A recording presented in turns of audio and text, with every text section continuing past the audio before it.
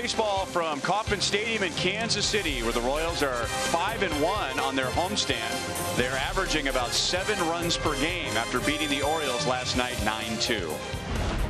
Hi, everyone. Welcome back to the ballpark with Rex Hudler. I'm Ryan Lefevre. Joe Goldberg and Jeff Montgomery are coming up. For the first time in 11 years, the Royals got 7 RBIs from rookies. Cam Gallagher, who was just called up, Hunter Dozier, and leading the way with our Kubota Power Stats, Ryan O'Hearn. Got some young bus drivers on the way. Very impressive to see what they're doing. Now, this is late in the season. Some guys are tired, but obviously our guys are not. Ryan O'Hearn's been fabulous. In his opportunities he's getting, look at this. First Royal ever. Okay, first Royal ever. Those are a lot of nice little categories he's in, but I love his opposite field hitting. I like the fact that he's driving runs in. Doesn't have to be down the middle. He's a run producer, and that's why he's batting 4th today. See if he can stay hot.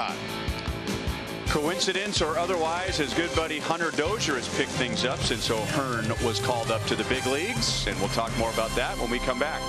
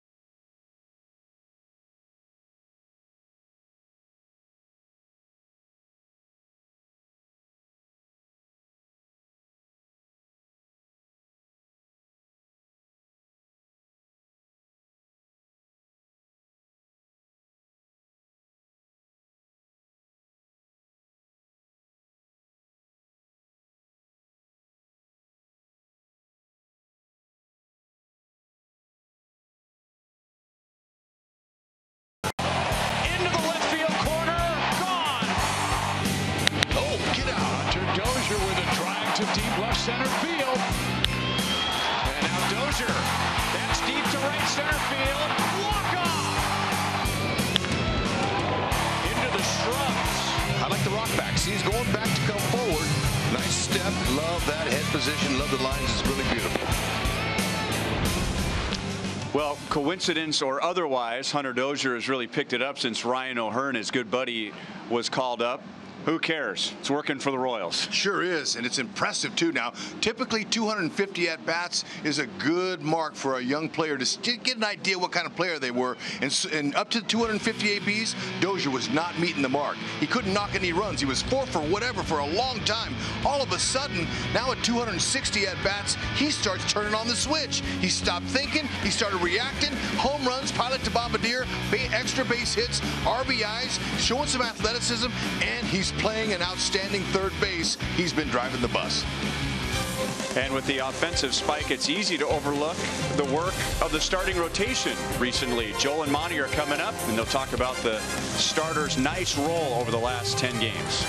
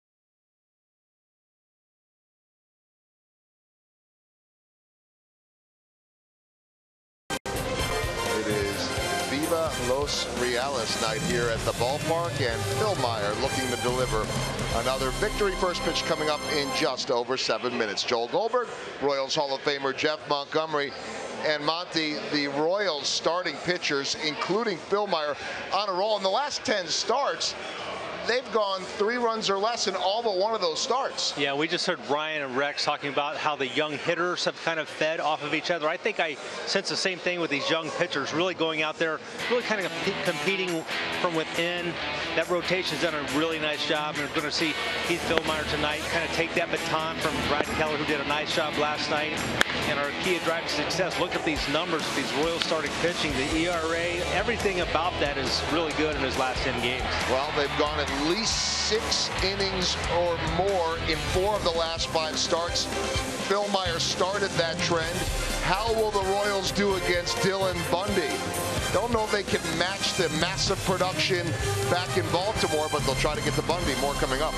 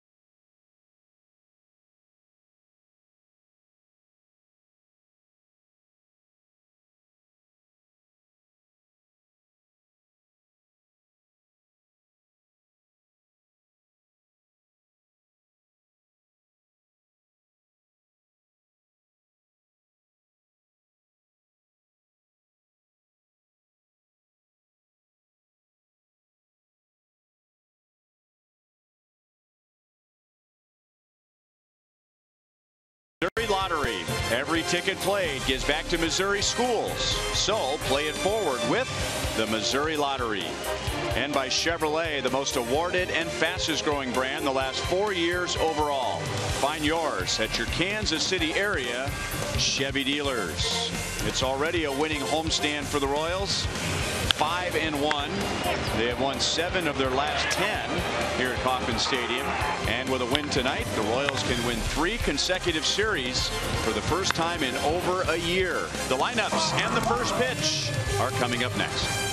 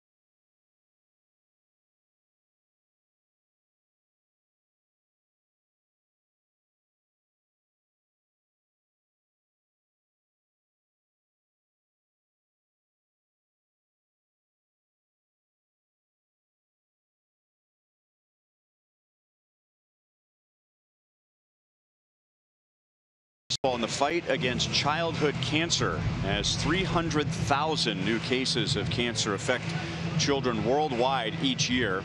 Visit MLBcommunity.org to learn more. And in partnership with Stand Up to Cancer, MLB and MLB clubs will fight awareness for the fight against childhood cancer by having major league players, coaches, umpires, and grounds crew members wear gold ribbon decals and wristbands across the league today.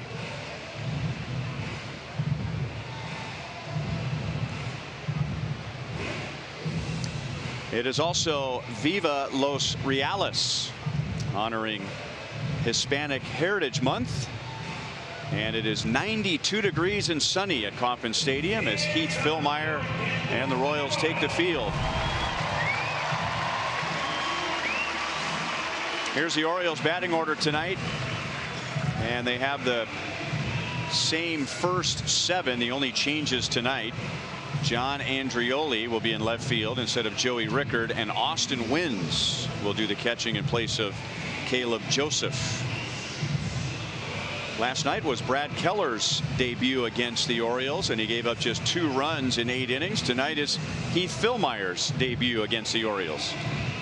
Well, he knows exactly what he's up against. The same thing he was up against his other 2 wins that he had, and this was against Cleveland and the Cubs. Look, you got to pitch the same against every team. That is, make sure you get out of big innings, and that's what he's been doing. Finish off the innings with that 137 opponent average with 2 outs. Man, they haven't been putting any rallies on him with 2, it's for sure. Forward around the horn, Royals defense. There's Witt. He's out in left field for the first time this year. 5 at first, 92 at second, 20 in center, 7 in right, 6 is his DH. He's been everywhere. Rosell Herrera's back at second base for the 5th time this season. He's been looking good there, and really anywhere Ned puts him.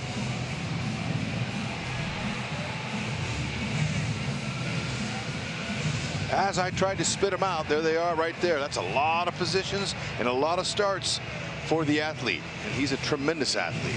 A nice jersey along with his teammates on the Viva Los Reales. Good looking jerseys.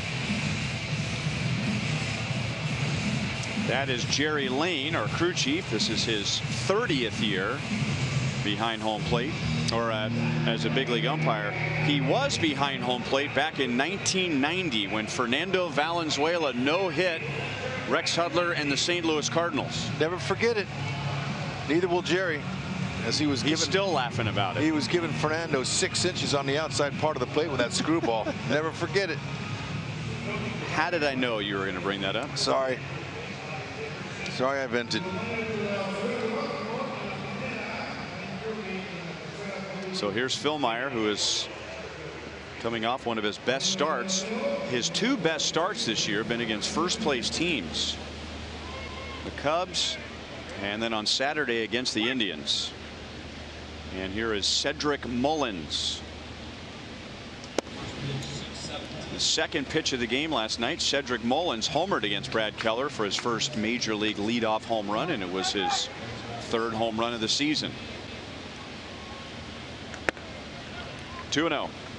Hey, at 5'11", not an easy target to throw to. Got to stay down.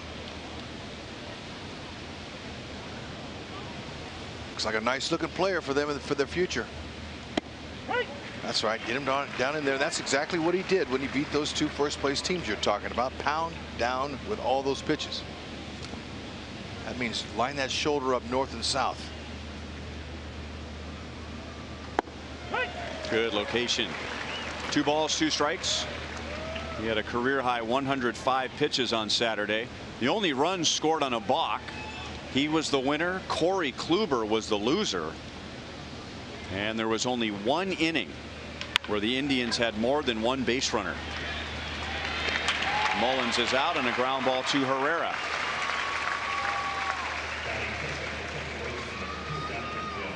And he loves pitching here at Kauffman Stadium.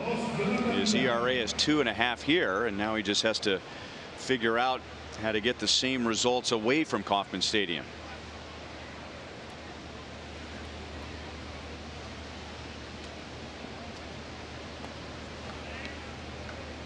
One out to Jonathan Villar. Like Mullins, Villar is a switch hitter. He was 0 for 4 last night. And he's after the first pitch and fouls it away. I think I'd love to pitch in this ballpark if I was a pitcher. And it's easy to see why maybe guys might have good numbers. You try to, pitch to the middle of the field, like that's down and out over, and let them hit it as far as they can. Some guys can hit it over the center field fence, but a majority of them, 80–90%, can't. Those are outs. Good location, really tied him up. And Mondesi takes charge. 2 outs.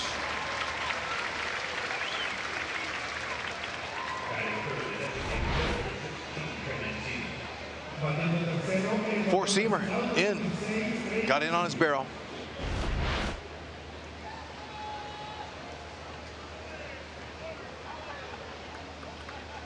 And now the DH, Trey Mancini, with 2 outs and nobody on.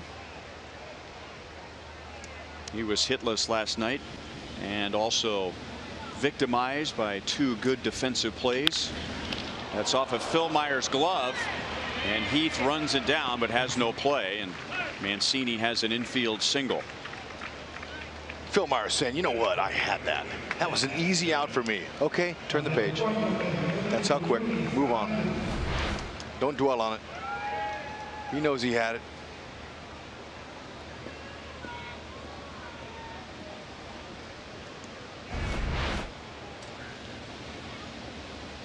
So Adam Jones with a runner at first base.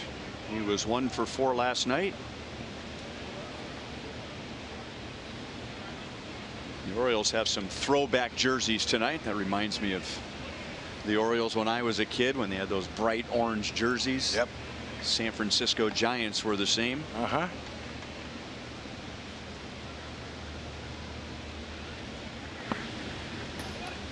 Blocked by Gallagher. Cam returned to the Royals last night. and was back of the plate for Brad Keller's gem. And then he chipped in on offense with a home run among 2 hits, and he also reached with a walk.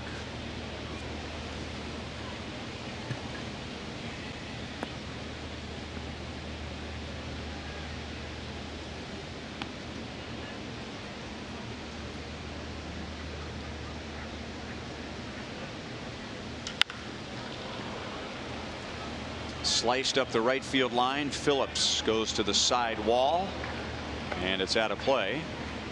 1 ball, 1 strike. Hall of Famer Jim Palmer may have worn that bright orange jersey at some point in his career. I'm sure he did.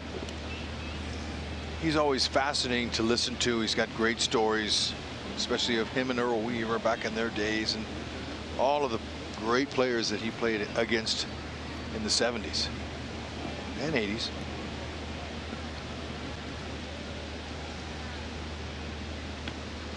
Hall of Famer, man.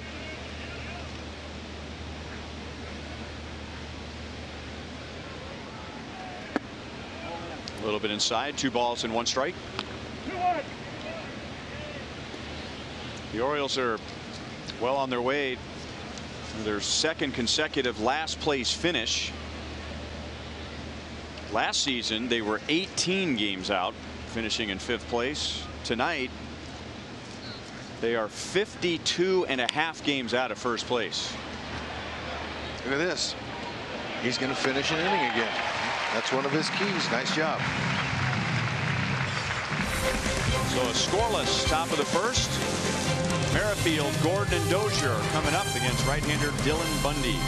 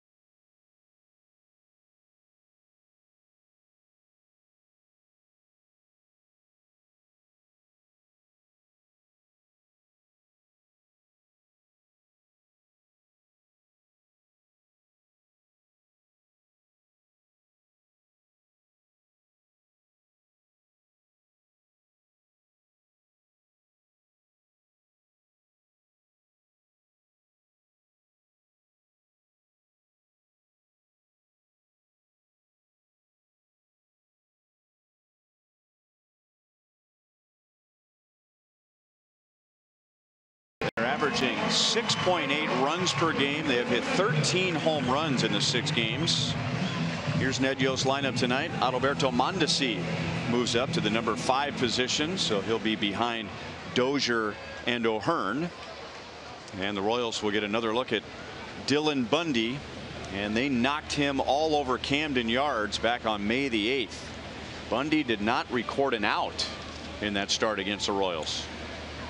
Yeah, that was a real tough career outing, one of his worst for him for sure. But you know, the Royals, they feasted and loved it, and I didn't hear that any Royal sent a sympathy card over to him. He faced 7 batters and gave up 4 home runs. Jorge Soler, Mike Moustakas, Salvador Perez, and Alex Gordon. He became the first pitcher in Major League history to allow 4 home runs without recording an out. Ouch. 2 balls, 1 strike. Well, one of his problems this year is he hasn't been able to finish on his changeup. Jump on that changeup. Look at that. 361. When he floats it, don't miss it. 2-2 on Witt, who scored 3 runs last night and had another multi-hit game. He also drove in a run. 3 balls, 2 strikes. And among other categories, Witt is among the league leaders in multi-hit games on our Toyota League leaderboard, and 1 multi-hit game shy of his career high, which he set last year. He can do it. Has a very special knack to stay inside the ball and use the whole field. Very patient this year. 52 walks.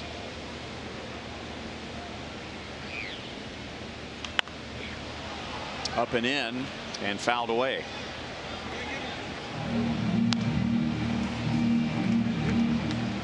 Last night the Royals hit 3 home runs against Baltimore pitching, and the ball could really be flying tonight.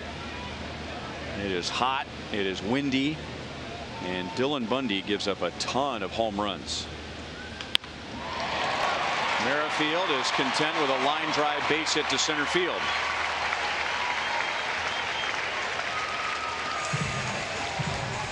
No question, there it is. There's a 2-seamer right down the middle. He will not miss that, and that's not overpowering either. 92 maybe tops. The Orioles on defense, Adam Jones in right field, 4-time Gold Glover as a center fielder, 5-time All-Star, solid performer on and off the field, does a lot in the community. Austin Wins, a young catcher that's got great makeup, and making his 28th start for the Birds this year. Looks pretty good. They like him. He's thrown out 40% of runners. It's pretty good for a young rookie. Only Alex Bregman of the Astros has a longer current on base streak than Whit Merrifield. And he's got a big lead against Dylan Bundy, and the league has been running on Dylan Bundy this year.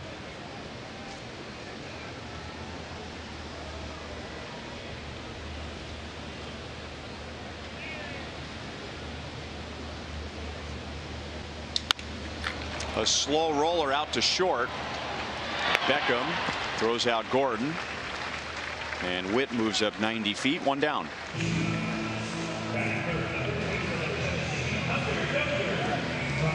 You know, he's able to move him. Now that was a jam shot. Bundy kind of beat him inside, but it worked. Got him in a scoring position. Been seeing a lot of good fundamental baseball by the Royals on this homestand. Get him over, get him on, get him over, get him in. Pay no attention to those numbers, or at least don't pay too much attention to those numbers, because those are Hunter Dozier's full season numbers. He is a hot hitter at the moment. Second baseman VR made a move for the bag and ended up out of position, so Bundy backed off the rubber. They know Witt likes to steal third.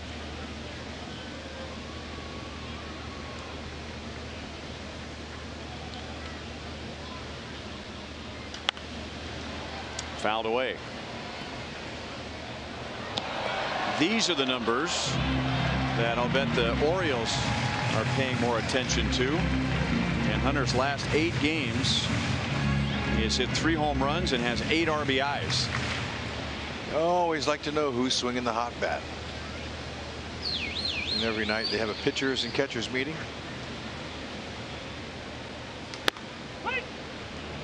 No balls, 2 strikes.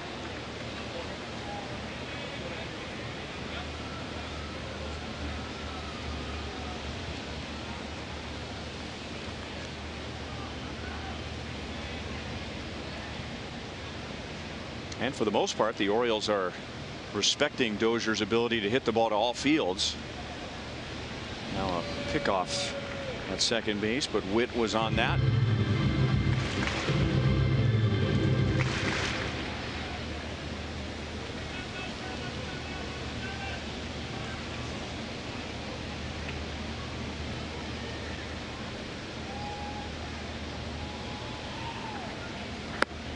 Got him with a slider away. And even though Bundy has struggled this year, he still strikes out more than one per inning.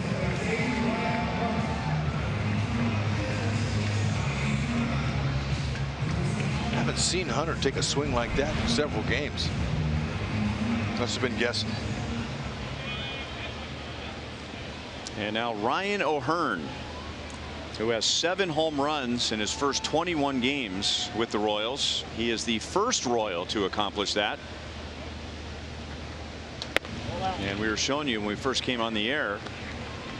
In addition to that, he is one of 11 players in Major League history with 7 or more home runs, 19 or more RBIs in his first 21 games. And while the home runs are fun to watch, you and I are both impressed with that 2-out 2-run single that he had last night. I was, because it was 4 to 5 inches off the outside part of the plate, and he just went with it and knocked it into the hole, saying, I'm going to pick up the ribbies. 3-2 count. He wasn't looking for a walk. You see, a lot of guys will take a walk on a situation like that. No one will say anything. But heck, why not get greedy and knock the runs in? Have an RBI mentality. Exactly. Don't let the guy on deck do it. He spanked it too. He hit it square.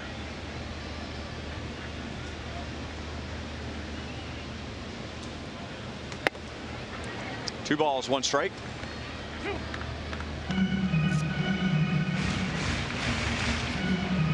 You know, they try to pitch him inside. He's good. He'll lay off of that. He's got really good plate awareness. He knows exactly what he's looking for. He's good discipline. But then, you know, they try to work him middle away. And that's right into his strength.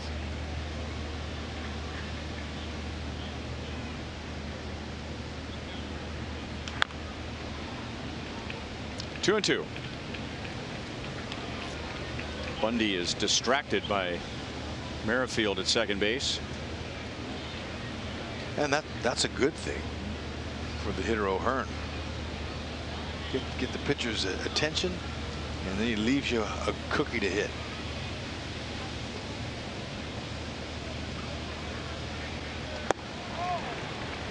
And Bundy gets a strikeout. So Merrifield opens the inning with a single, and then Bundy gets the next 3, including 2 strikeouts.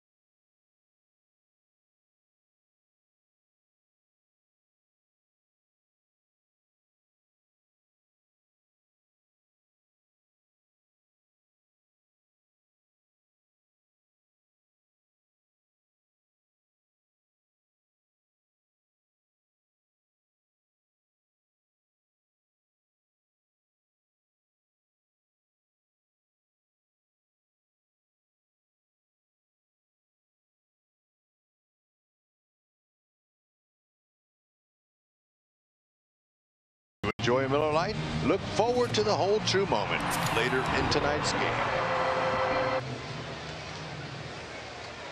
Nice patio up there.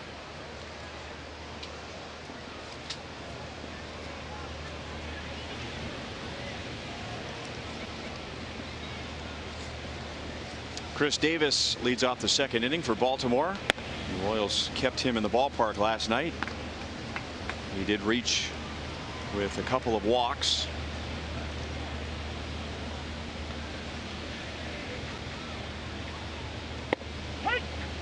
One ball, one strike. He would be an easy target right now because he's having such a down year and he has the big contract, but would fall into that category of what we were just talking about. And he just rolls one into left field for a base hit. Good job there. His role was to get on base to begin the inning. And that kind of leads into what I was going to say, Hud, that yeah, it comes a point in your career where you better start making some changes, and either a home run or a walk or a strikeout, you have to start expanding your options. Like, okay, I'm hitting just over 200. What can I do right here to help my team win? Well, I'm leading off. I need to get on base. Or, as he's standing next to O'Hearn, start thinking more about RBI opportunities instead of waiting for the perfect pitch to hit a home run. Yep. And now Beckham goes the other way, so the Orioles have a couple of opposite field hits, and they have 2 on with nobody out. I agree with that, and you know, he's a good guy.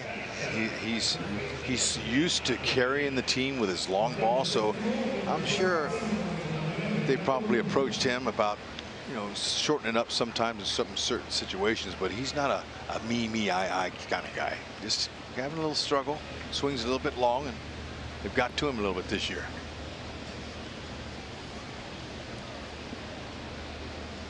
Two on for Renato Nunez. He was hitless in 3 trips last night.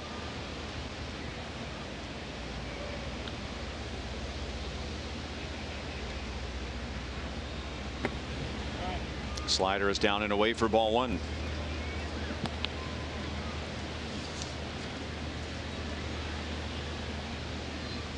Philmeyer, he's been known to use his 2-seamer, a little sinker down, sliders too for double plays.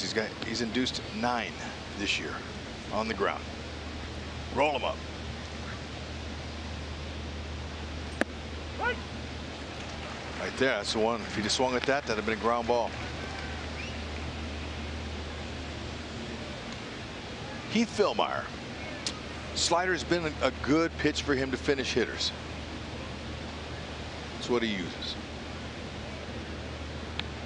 4-seamer up in the zone above the belt.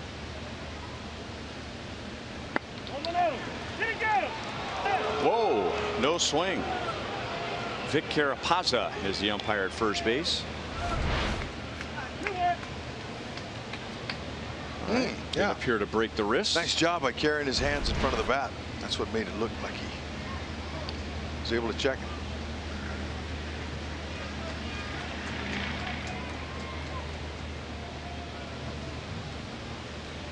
Nunez took a little peek over toward third.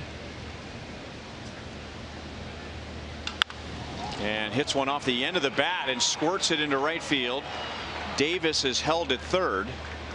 And that ball was hit so softly that Phillips, by the time he picked it up coming in from right, was almost to the infield dirt.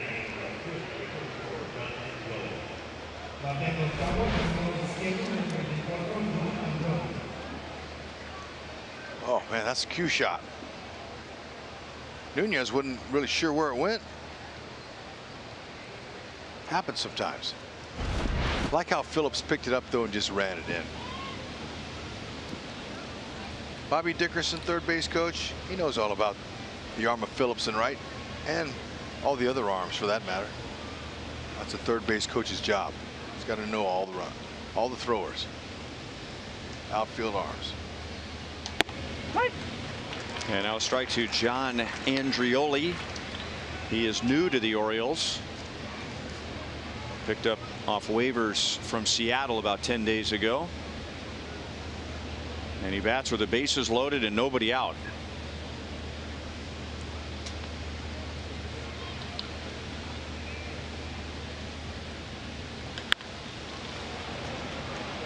Shallow left, and Witt gets behind it. Here comes Davis, and the throw is way off line.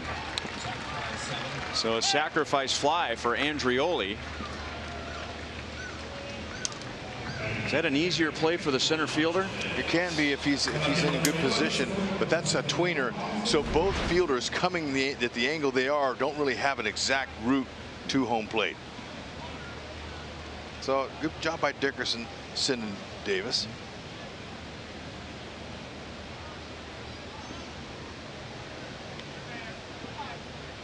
So a third base coach evaluates the situation. He evaluates the speed of the runner, the strength of the throwing arm, and the angle the outfielder's catching the ball. Tough angle for a right-hand thrower there. That's right. And now catcher Austin wins with runners at first and second and one out. Breaking ball is inside for ball one.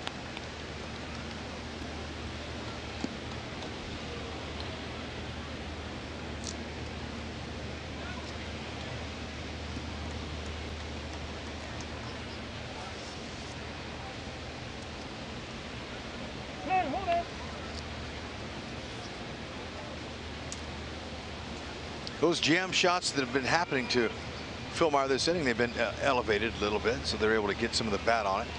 And trying to get back down low. Wins has grounded into 5 double plays so far in his short time here. Just 71 at bats.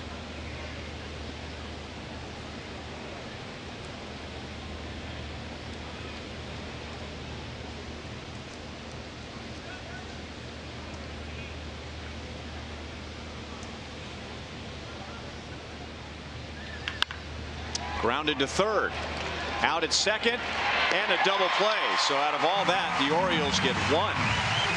So Phil Meyer does a nice job wiggling out of the bases loaded and nobody out.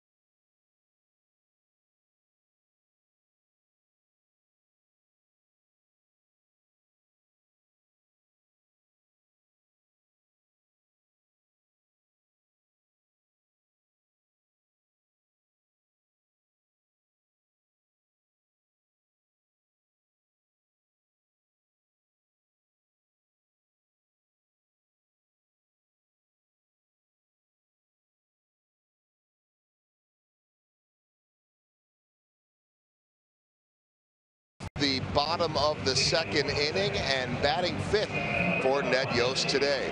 Joel Goldberg down by the Royals dugout, and it was a number of years ago when Mondesi was a teenager that someone in the organization said to me, you know, Mondesi's got a chance to lead the league in stolen bases, be a leadoff guy, but he also could be a middle of the order type of hitter as he fills out and shows that power. We're starting to see that now, guys. I asked Terry Bradshaw about that today because he saw him coming through the system, and he said no question about it, he can hit in the middle of the order. But nowadays, the way leadoff hitters can go, why not start the game off 1-0? They believe that he can hit anywhere. They see the power. And as far as the comp goes, they told Mondesi, hey, keep your eye on Francisco Lindor. Observe what he does. Hey, there could be a lot of similarities there. Switch hitting shortstop with incredible speed and power. I'll have to check with Lindor on that one and see if he has been watching Mondesi at all. Yeah, buddy. Terry Bradshaw, way to go. Keep working on with it. That's exactly what you would hope. He has somebody to look forward to, but he was a Jose Reyes fan. when he was a young man back in the Dominican Republic. A boy, he said, you know what, I love the way Reyes ran the bases. He ran wild. And just like that. It's going to be a tough play for Wynn's, and he just got it. There's a little sample of Wynn's arm right there. Anytime that ball bounces anywhere away from the catcher on a play like that, it's going to be tough to get him.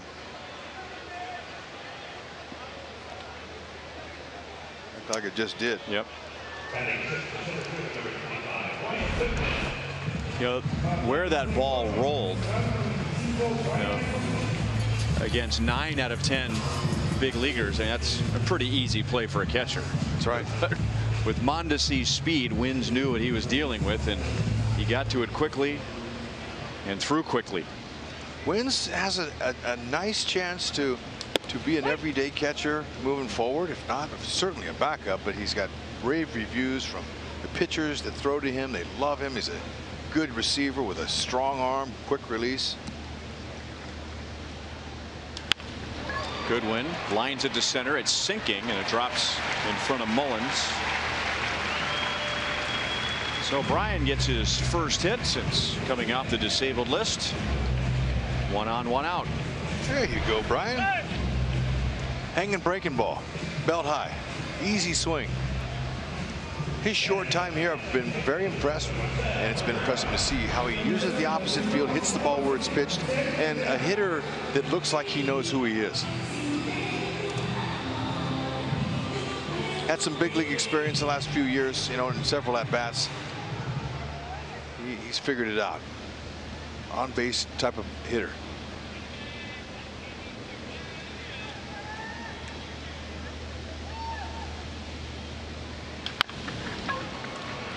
Beckham, VR, and no throw to first base. And Herrera is on with 2 down.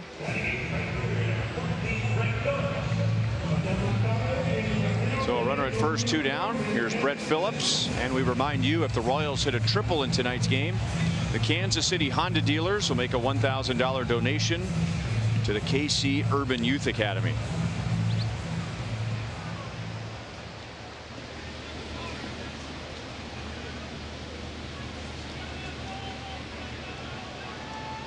Phillips was 1 for 4 last night, which included a line drive to deep center field for an out. You know, one other thing about Joel's report on Mondesi, the inning has just moved so quickly here, but you know, some fans say, how can you compare Mondesi to Francisco Lindor?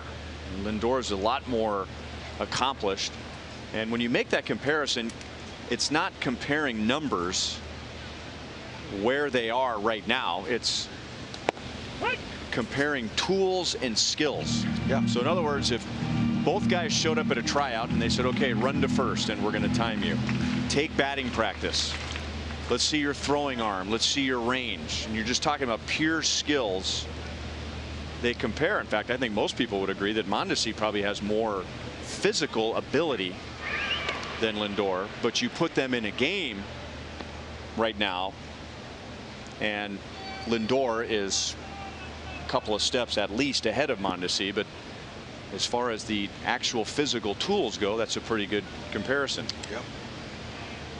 He certainly is a modern day player. Now the way Mondesi likes to bunt and can bunt, I'm going to go a step further and bring in Roberto Alomar. Switch hitter, played second base, but middle infielder, had good power. He's a Hall of Famer, but bunted. He never lost his bunting game. He knew that that was a part of his game. And Mondesi told me the other day he wants to continue to bunt, even though he's shown some early power. 0-2 on Phillips.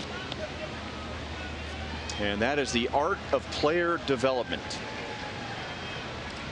where you see a player with physical skills, raw talent, as they say, and you try to help shape him into a baseball player.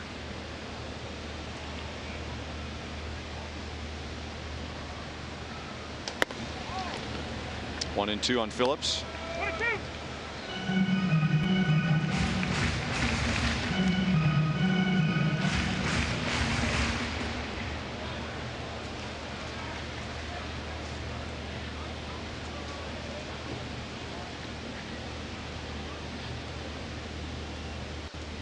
Phillips hits a line drive into right field. Herrera goes to third. Phillips goes to second. And Jones did the right thing, throwing it toward home plate. So with 2 outs, the Royals have 2 runners in scoring position. Off-speed pitch, he waited. That was a good job by Phillips to wait until the ball got close to the catcher's glove, and then he turned on it with a nice short quick swing, not a long arm swing. That was a handsy knock. Jershely, third base coach, keeping his eye on the throw coming in. Had that ball somehow made its way to second base, he would have sent Herrera.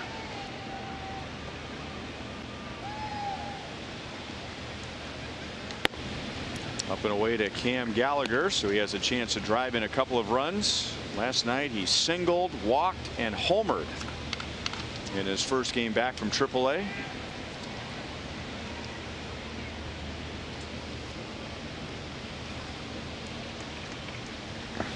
StatCast AI, powered by AWS, shows us his home run in the 6th inning. Ooh, man, I like the launch angle. It was up there and out, swung on, gone immediately. Ball just took off. 2-0, you can look in your wheelhouse. You might get one from Bundy. Just hit something hard here. –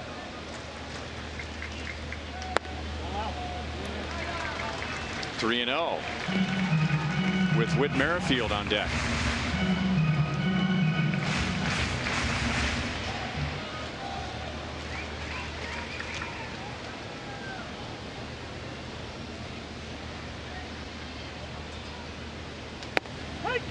Three balls, 1 strike.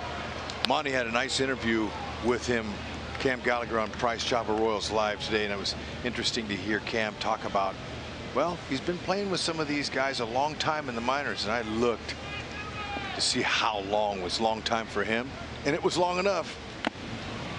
8 years for Cam. Good for him. He spent a long time in the minors. Good for him. And now he's looking polished. When you spend that kind of time in the minors, you know how to play the game. You know how to perform it and work it. It's his turn. He was a 2nd-round pick 7 years ago. And he lifts it to right field, right at Jones. And that's the inning. So the Royals strand 2 in scoring position against Bundy. 1-0 Orioles at the end of 2.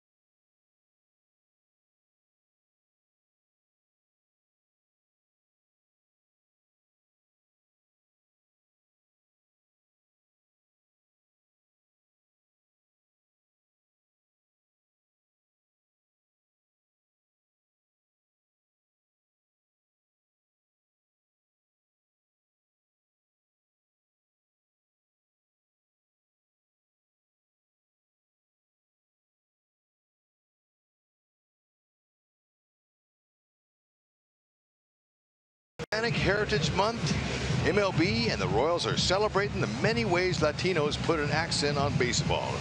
Share how you put an accent on the game with hashtag Ponle Acento.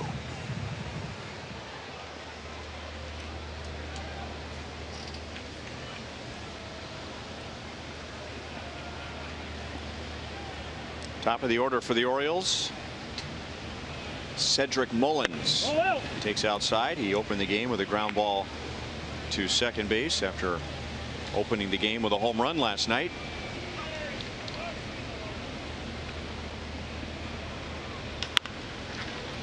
And another ground ball out to Herrera. One out in the third.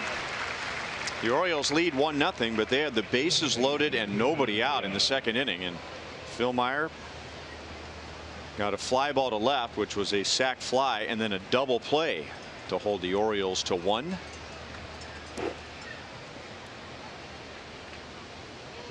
And now a pitch to Jonathan Villar, who popped out to Mondesi at short his first time up.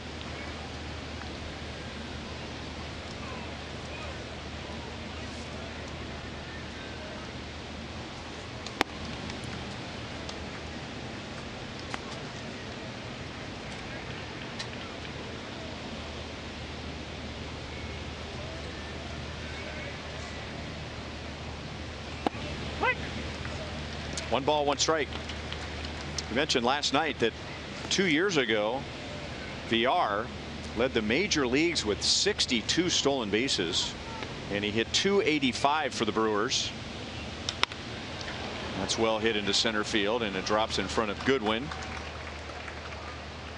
But he struck out 174 times, which is a lot for anybody, and especially a guy of his style. And then he really tailed off last year. And now he's with a new team. Yeah, especially with the ability to run like that. And he's the subject of our sprint trivia question.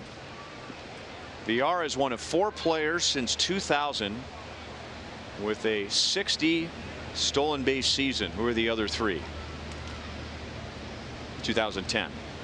1 of 4 since 2010 with 60 or more stolen bases. D. Gordon. 2010. Yeah, I like him. D. Gordon. Correct. Ding, ding, ding, ding, ding. We're hot.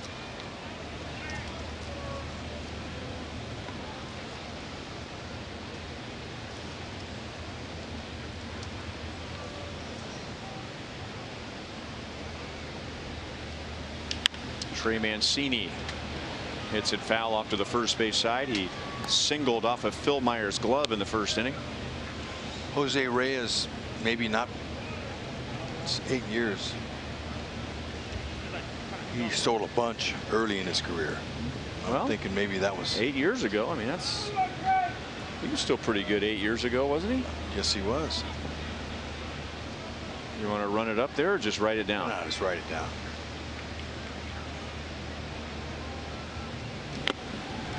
Oh, and 2 on Mancini.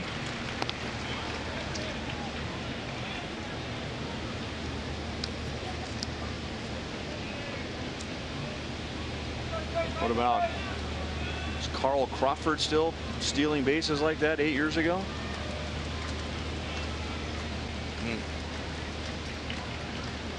Possible.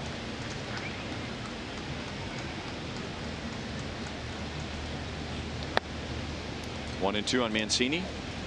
1-2.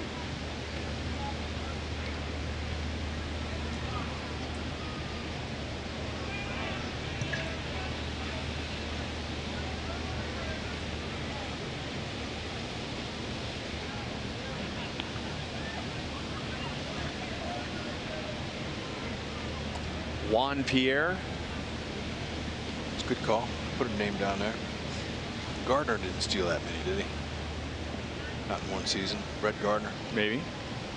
Led the league 1 year, at least 1 year. Altuve put up numbers like that. He's led the league. Put him in. Put him down.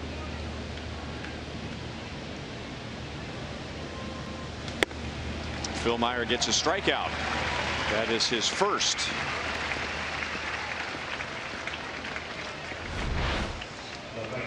Phil Meyer showing a little slide step there.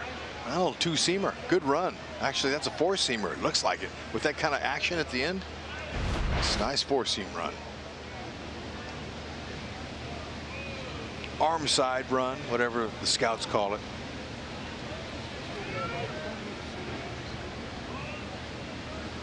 Billy Hamilton.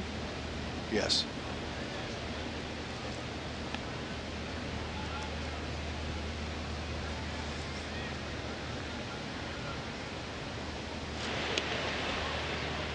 I'll say Billy Hamilton probably. Didn't he? A couple years, 2 or 3 years ago when he came on the scene. You want to try Billy Hamilton? Yeah. Billy Hamilton. Strike one.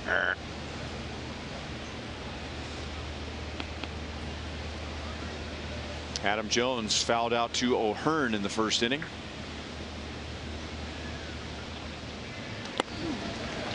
Chased a high fastball. Billy Hamilton had 59 stolen bases last year. Can you believe that? We were on it. Oh well.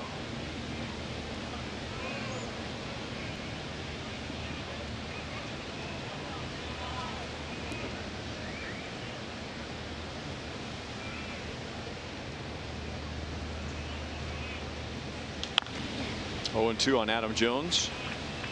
Philmeyer's doing a nice job of holding VR over there. VR hasn't thought about stealing. He's varying his hold times. That's what they call sit and hold, slide step, quick home. Those kind of things make it hard for a base stealer to get a good jump.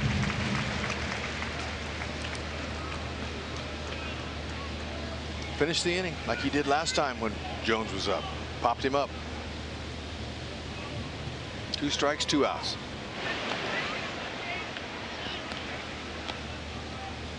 I'm glad our trivia question involves revealing Jonathan VR, because I don't think I ever would have gotten him. Yeah, I wouldn't have either.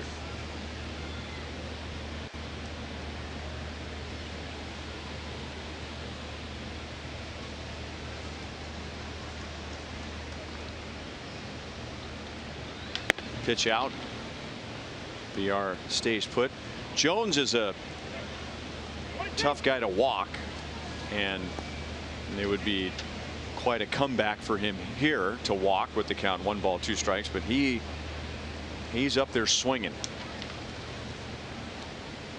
So if it's close, he's going to take a rip at it. Question is, how far can you get him to chase? Hit it at somebody. There goes VR, and it's way outside. So Jones didn't chase that one. And now VR is at second base with 2 down. Pick right pitch.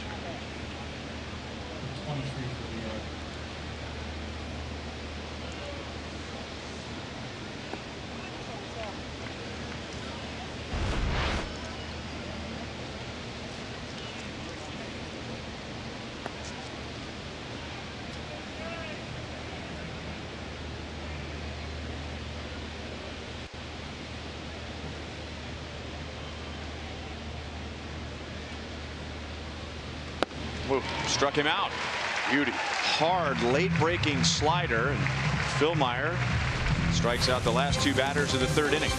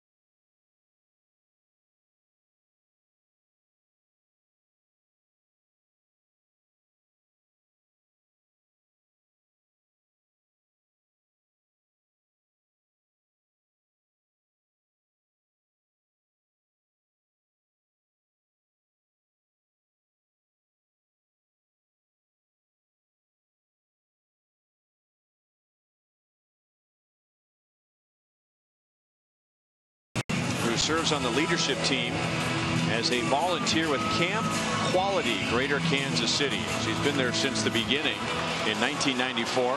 Camp Quality serves children with cancer and their families by providing year-round programs, experiences, and companionship at no cost.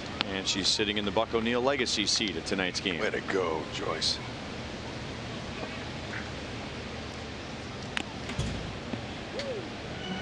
Oh, 0-2 on Whit Merrifield, who singled to center in his first at-bat.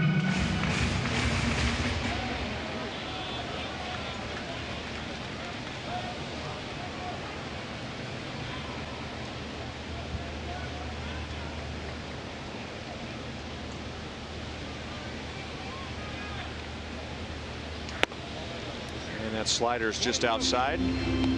1 ball and 2 strikes.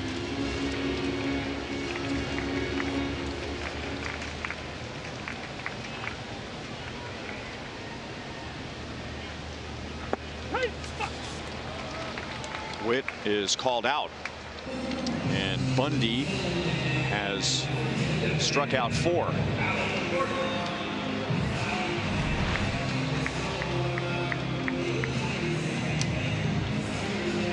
Nice slider.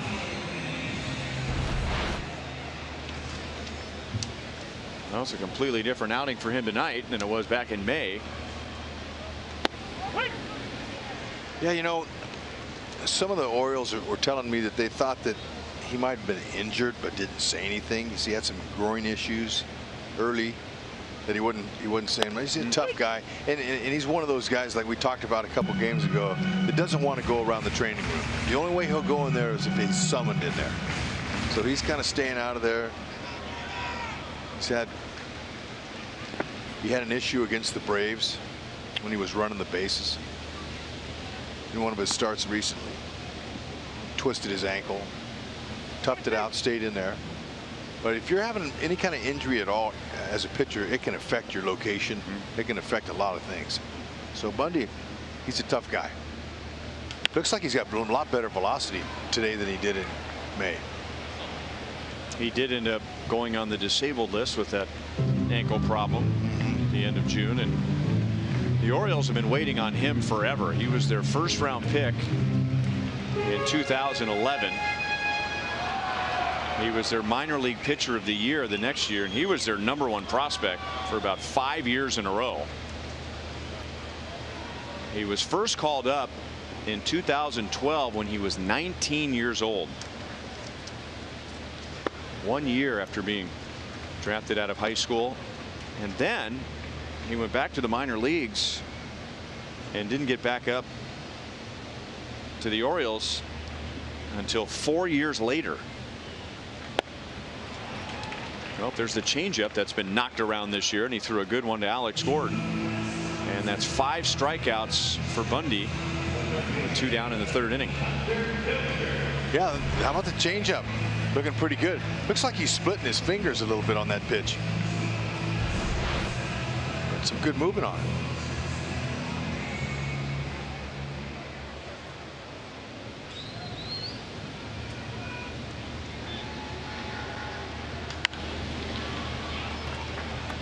High fly ball and a long run for Davis and Jones, and it'll bounce on the track. Bundy does have a 14 strikeout game this year, and that was just a few starts after the Royals knocked him out of the 1st inning without recording an out.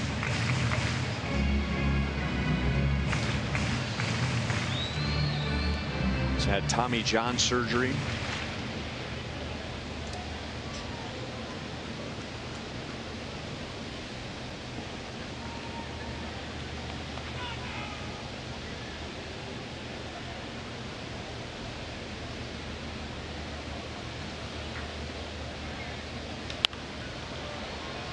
Fastball at 94. He wasn't throwing 94 in May.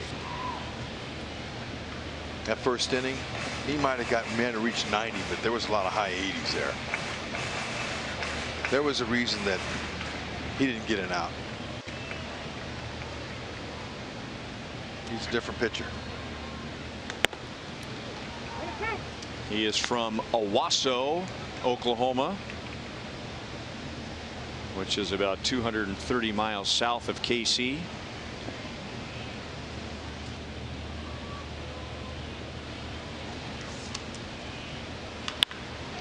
There's a base hit into right field. That's a good swing for Dozier. Down in the count, 1-2. And he's on with 2 down. Owasso, Oklahoma, by the way, is the same hometown for Brian Flynn. Dozier having a nice good little transfer of his weight, and then recognizing the pitch is away and wait a tad later to hit it to right. It's all about waiting when you go to the opposite field. Cut on and missed by Ryan O'Hearn. He was a strikeout victim in the first inning.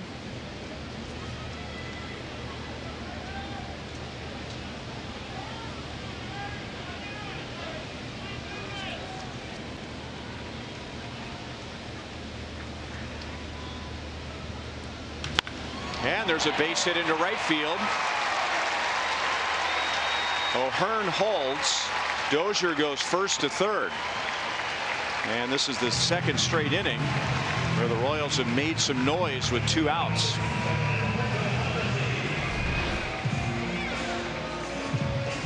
There it is. Now you don't think you can beat him in, but there's a good pitch there that shows you he can turn on that. I mean, he's shown such great power to the opposite field on pitches away, and there's a good example of him being able to turn on a ball as well.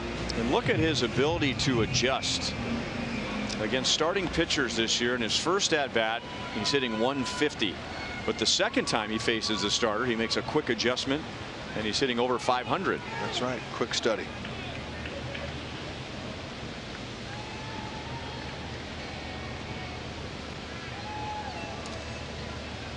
So an RBI chance for Mondesi with 2 on and 2 out, and Bundy struck him out back in the second inning. Left center field, slicing, and Mullins runs it down. He's had a great series already with the glove. So the Royals have had base runners, but they've left 5 on base in the first 3 innings against Bundy.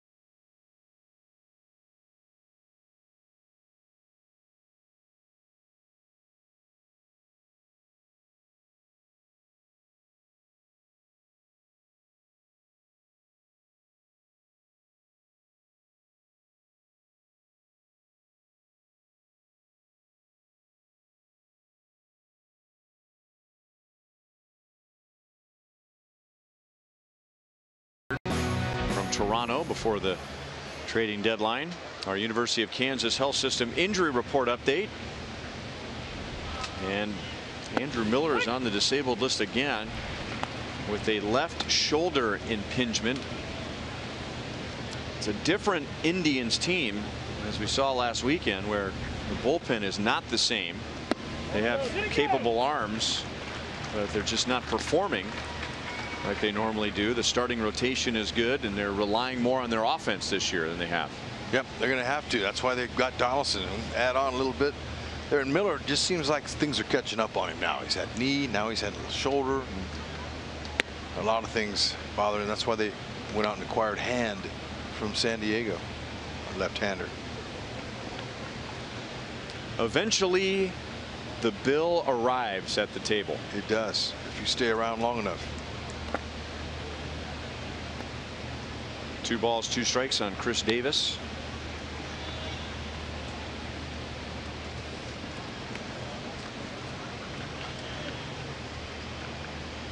Davis single to left, leading off the 2nd inning, and scored the only run tonight, and now he's leading off the 4th. Philmeyer strikes him out. Philmeyer struck out 3 in a row, going back to the last 2 outs of the 3rd. They all know Davis is an excellent low ball hitter, so they're going to try to get him up in the zone, and they did there. Missouri Lottery shows you that 4-seamer effective.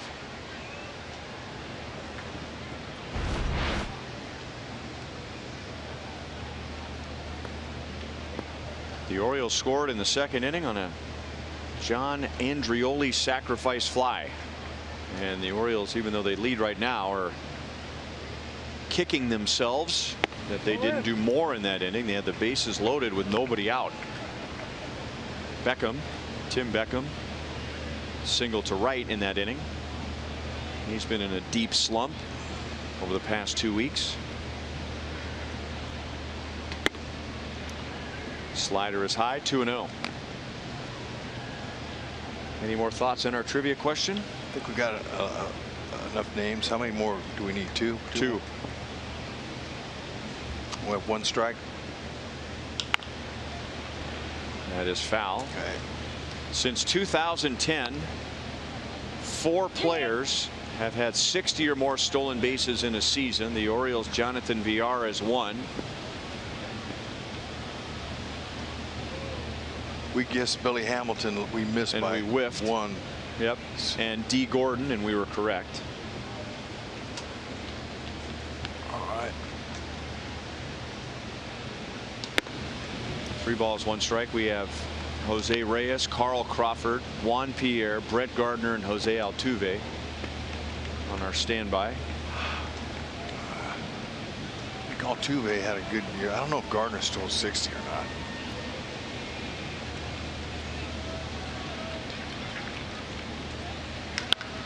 Ooh, that's it. Good. Goodwin sprints back, and it is into the 2nd row.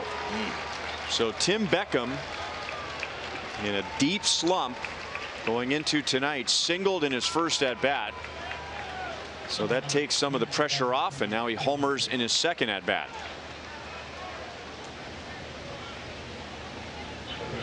You can just tell by the sound. Oh man, that's right in his wheelhouse. 93, inner half of the plate. He barreled it.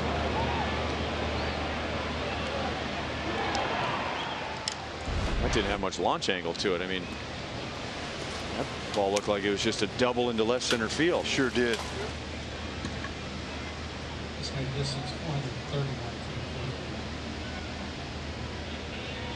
Renato Nunez takes a slider for a strike. See that exit velo. Ooh, 105. Man, 21-degree launch angle for that part of the yard. Whew, that's impressive. It kind of gets back to our conversation about Mondesi and Lindor and skills. And at this point, you watch Tim Beckham's career and you go, why was he the 1st overall pick? He doesn't have the numbers that would back that up. But there aren't many guys that size who can hit a ball like that. He just hasn't done it with the consistency that the Rays thought that he would when they signed him, drafted him.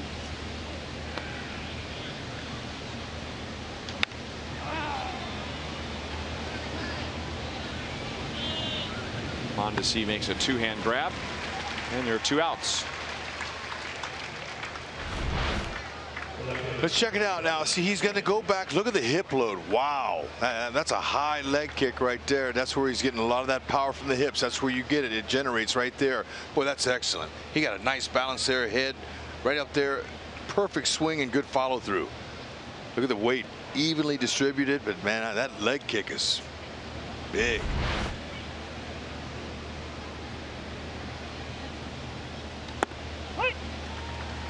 Timing was perfect, setting his foot down. Everything on that swing was. Andreoli drove in the Orioles' first run with a sacrifice fly in the second. You want to try Jose Altuve? I don't think he stole 50. I mean 60. Do we have anybody else? There's somebody else out there we can think of. How about Reyes? Yeah, we are talking 8 years ago. And maybe your guy Crawford, yeah. or possibly who is the other one you meant? Pierre? Juan Pierre. Since 10. Ooh, ouch.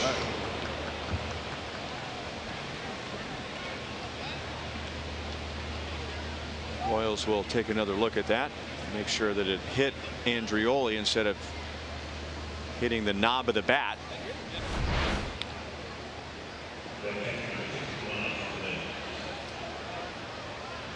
Whoa, that hit the knob of the bat.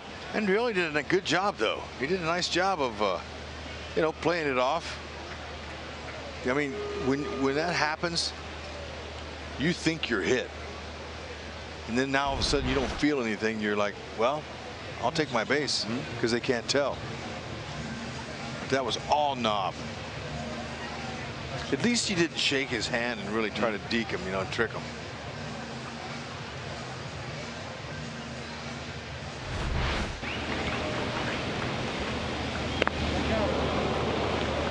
Hard to tell, right? Same sound if it hits you.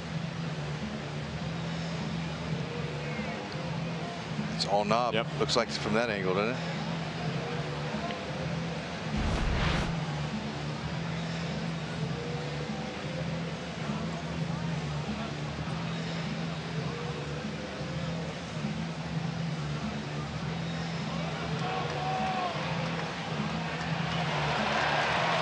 Well, the crowd has made up their mind. They saw the same review we did.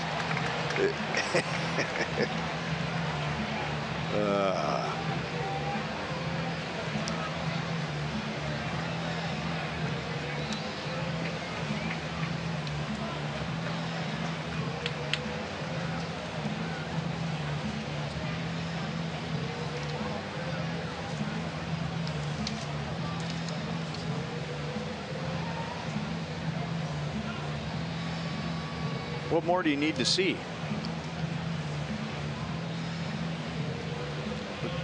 Pretty clear and convincing there. Greg Gibson says, come on back.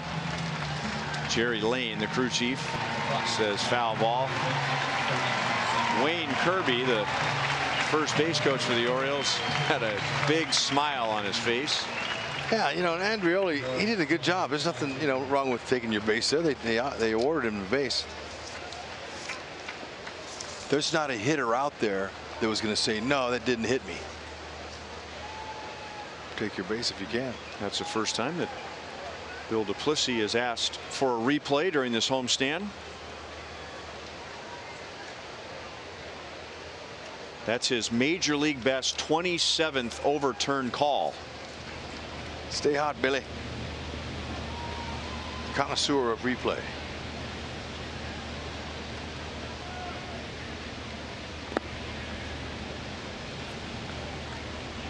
Two and two. Okay, don't lose him here now. After all that, make him earn his way. Andreoli, he can fly, by the way. He's a speedy guy. He can really run. Nope. 3 and 2. Hands went first.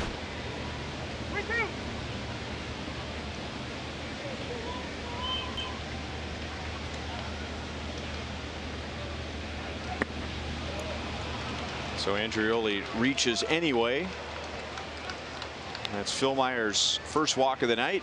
And now we get the number 9 hitter, Austin Wynns.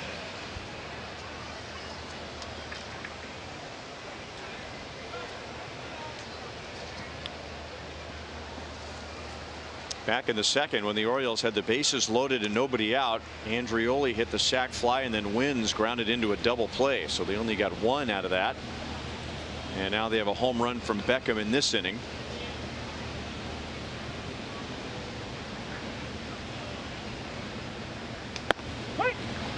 Taking all the way, 0-1. I mentioned Andreoli can run. He 7 years last in the minors, and this year's first call-up, 248 steals.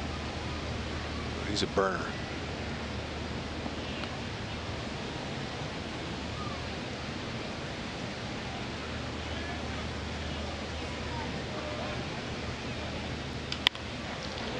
Blooped into right center field, and he's going to dig for third on Phillips. His throw is just a little bit offline. Wynns holds it first, and now the Orioles have runners at the corners with 2 down.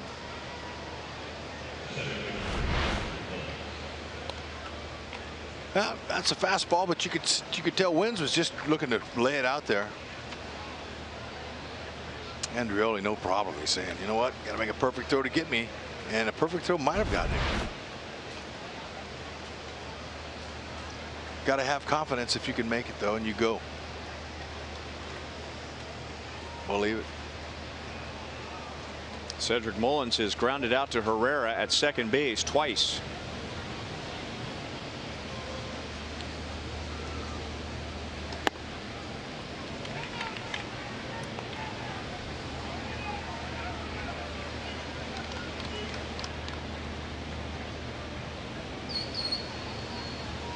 With 2 outs and nobody on, Andreoli walked. He is at third. Wynns is at first. And into left field, and caught by Merrifield. That was a 28-pitch 4th inning for Phil Meyer, and he allows the 1 run on the Beckham home run.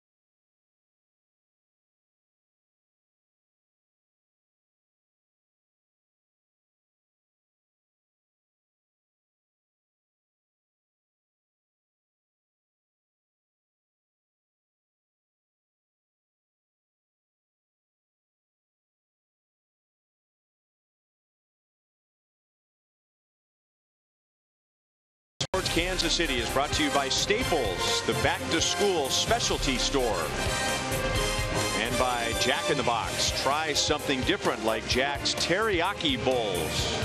Only at Jack in the Box for a limited time. 2-0 Orioles. The Royals took game 1 last night 9-2. The season series is even at 2 apiece. And the Royals will have Goodwin, Herrera, and Phillips in the 4th against Dylan Bundy, who has pitched well with men on base. The Royals have 5 hits in the first 3 innings, and they have stranded 5.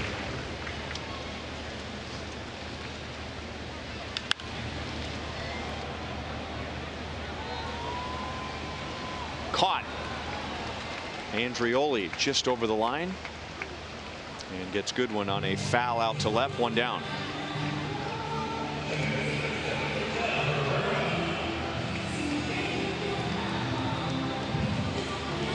Bundy gave up a leadoff single in the first inning, and then with 2 outs in the second, the Royals had runners at second and third, and then with 2 outs in the third, runners at first and third, but all 5 have been stranded.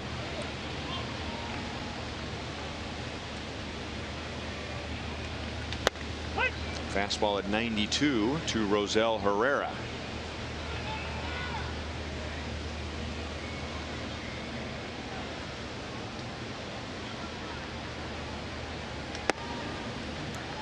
Up and in, 1 ball, 1 strike. Rosie is slumping at the moment. He is just 3 for his last 32.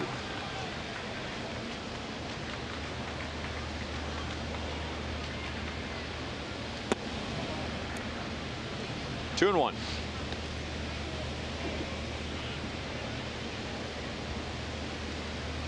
Rosie's looks like he's been feeling for the ball. Feeling for the ball means just trying to make contact.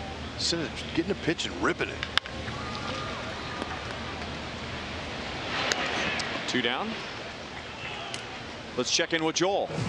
Well, Ryan, that is a look at third catcher Mabris Valoria, who was called up today. There'll be more September call-ups coming, but he is now backing up Cam Gallagher with Salvador Perez on the mend with a thumb injury. And as we take a look at our minor league spotlight, Valoria joining a good group here heading to the Arizona Fall League, which is an elite league. You see some top players, guys like Adalberto Mondesi played in that one, and Whit Merrifield. So Scott Blewett, Grant Gavin, Walker Scheller, there's Valoria, the Keith Khalil Lee, a big prospect. And as for Valoria, just 21 years old, which means that Adalberto Mondesi and Brad Keller, who were born on the same day, are no longer the youngest player on the roster.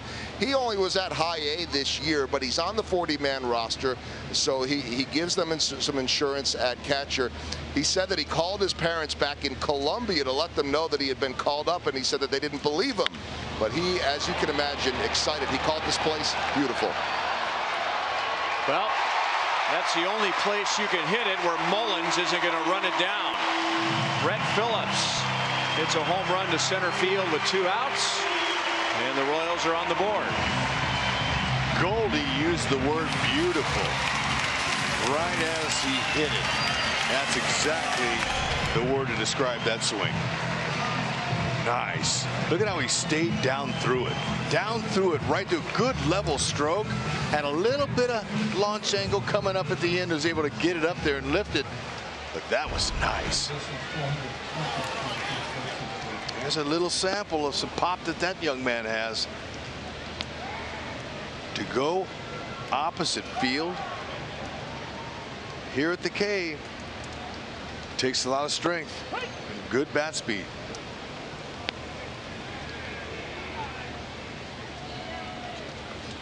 That is the 35th home run given up by Dylan Bundy, which is the most in the major leagues.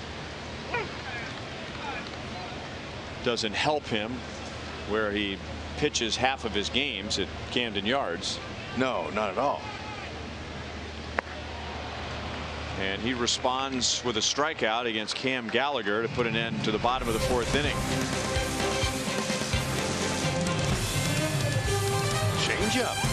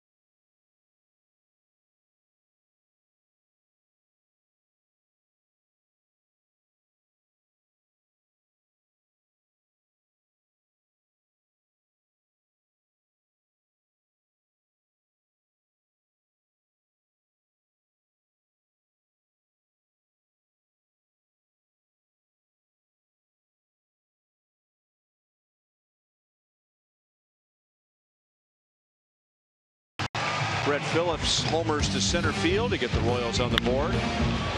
On a changeup, so he's supplying most of that power right there. That'll tell you that bat speed. Woo-hoo. Take it all day. Look at him, he's getting a little bit of pose right there. Yeah, he's got a little pop in there, a little strength. Good personality, young man. Fun, energetic.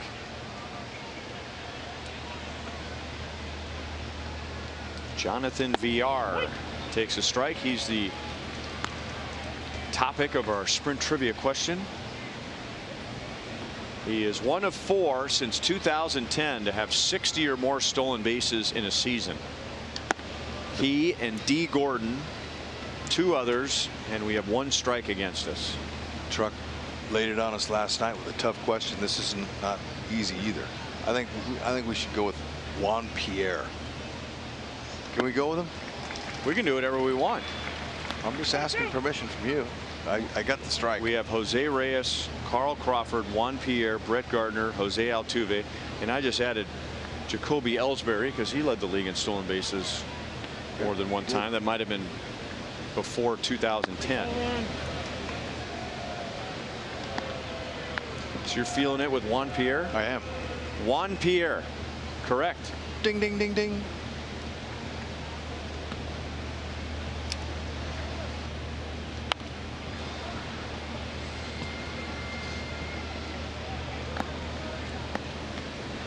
You just had a feeling. We have 1 more. What about Jose Reyes? Or throw Reyes out there. He did it, but I just think it was before 2010. But Phil Myers strikes out his 4th. if you feel him, put him out there. You don't like Altuve? I don't think he stole 60. More? It's a big number. Think Gardner stole 60? Oh.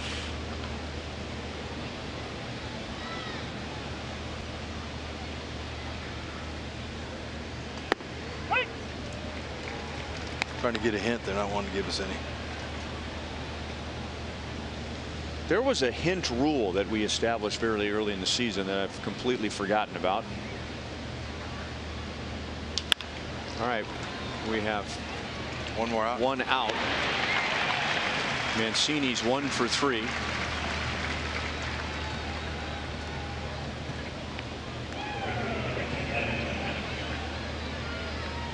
I think Altuve might have done it. Okay. Jose Altuve, strike 2. As I said, I think he might have done it.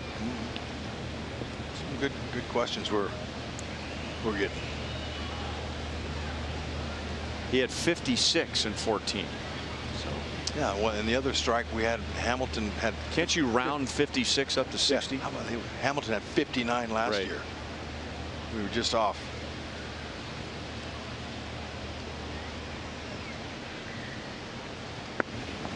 Oh, and 1 on Jones. Okay, so that leaves us with Reyes, Crawford, Gardner, and Ellsbury.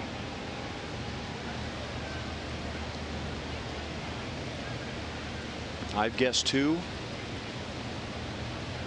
All right.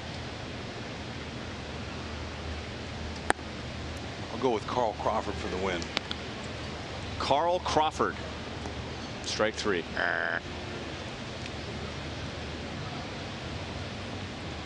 Oh, man. Really?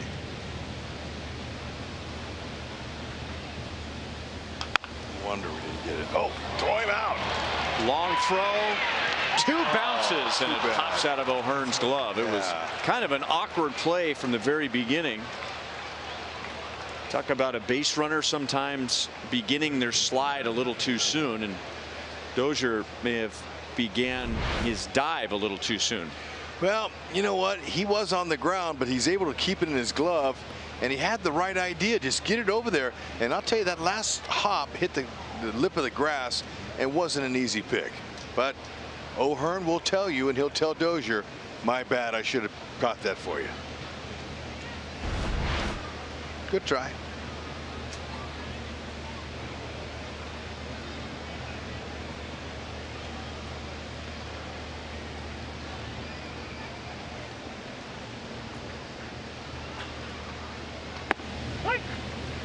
Strike on Chris Davis.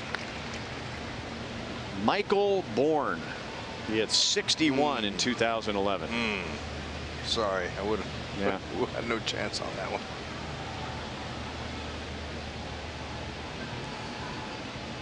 A point to the truck.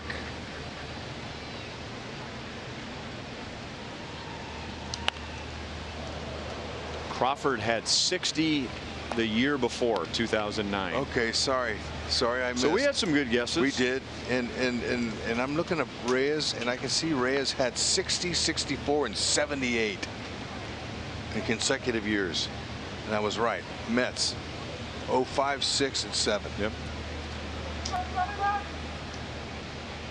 Those are some serious bags. Those 3 years led the league, by the way. Just missed. 1 and 2 on Davis. 16 years that young man Reyes has been in the league, has been playing big league ball. That's Mondesi's one of his heroes.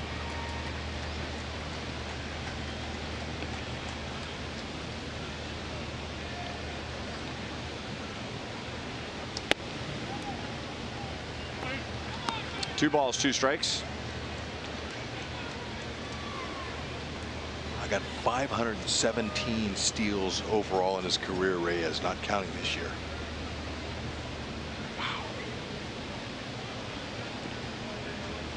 No, that counts this year. They're counting this year too? Yeah. Okay.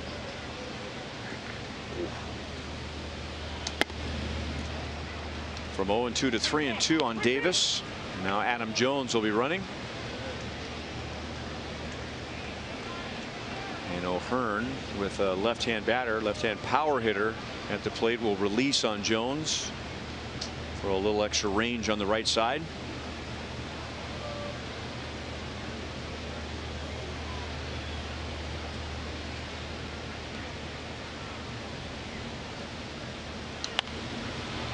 Out of play.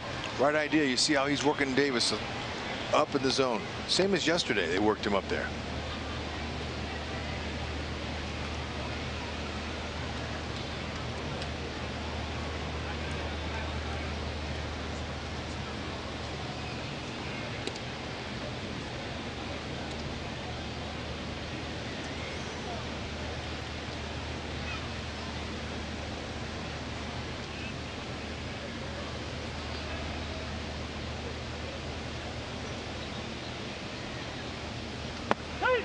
Got him looking. So Phil Meyer has struck out 5 in 5 innings. And that's the second time he has struck out Davis.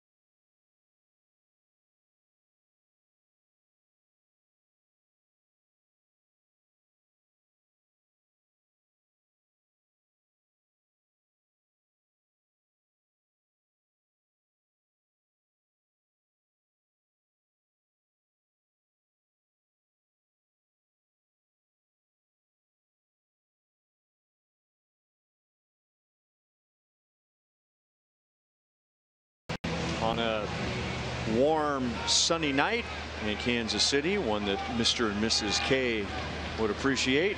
We have a 2-1 Baltimore lead in the bottom of the 5th inning. Third time through, Royals have 1 run, 6 hits against Dylan Bundy. They have stranded 5. Witt is 1 for 2 with a first inning single.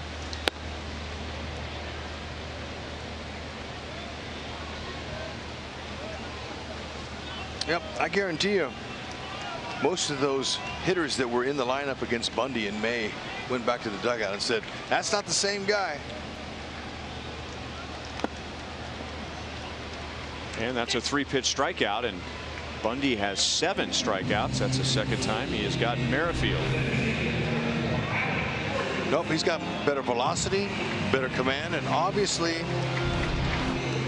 his stamina looks good too. His tempo, everything's looking good. He worked on the front side, his front shoulder.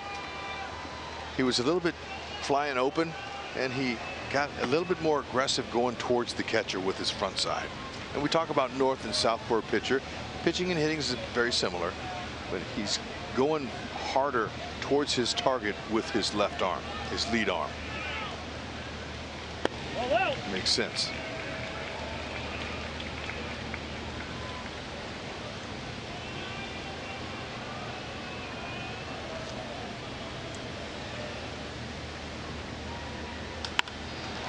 That's well hit to left field, but Andrioli was deep. 2 outs in the bottom of the 5th. Hey, parents and grandparents, it's not too late to purchase the perfect gift for your young Royals fans. Purchase the 2018 Sluggers Blue Crew box for just $30. Membership includes a jersey, flat bill cap, drawstring bag, 2 compression sleeves, 2 home game ticket vouchers, and much more. Sign up now at Royals.com/Blue Crew.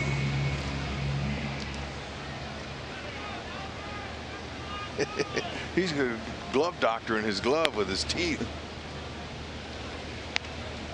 Which works. Yeah. Kyle Turner, he'll tell you, he's the glove doctor in the Royals dugout. He'll tell you not to use your teeth. He's got a tool for that.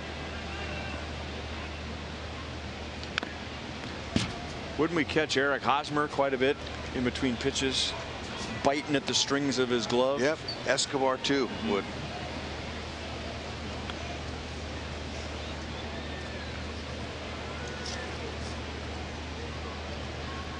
Dozier was down in the count 1-2 in his last at bat and had a solid base hit to right field. That'll be back into the crowd.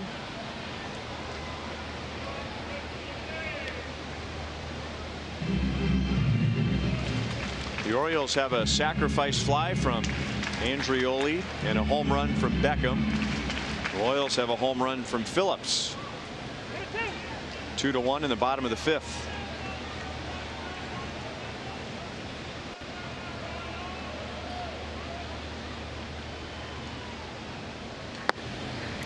That's a pitch that Bundy got Dozier to chase in the first inning.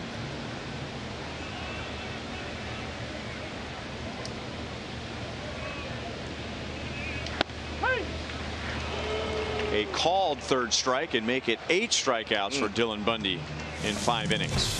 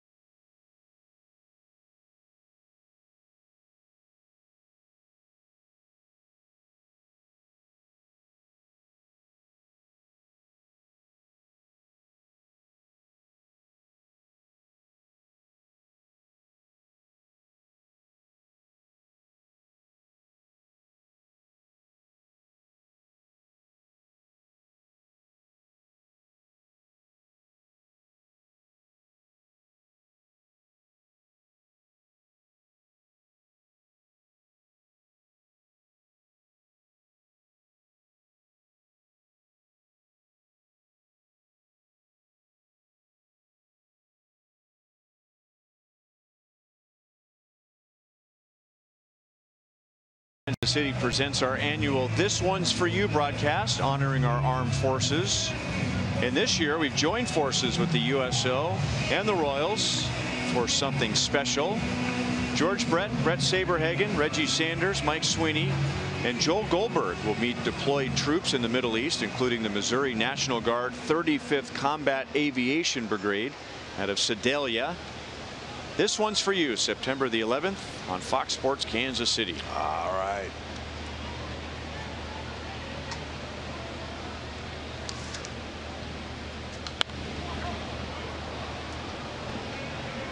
Tim Beckham hit an impressive home run to left center field in the 4th inning, his 10th of the year. He had been slumping over the past 2+ weeks, but he's 2 for 2 tonight. 1 ball and 1 strike. He was 0 for 4 last night and had been 9 for his last 64. That's 141.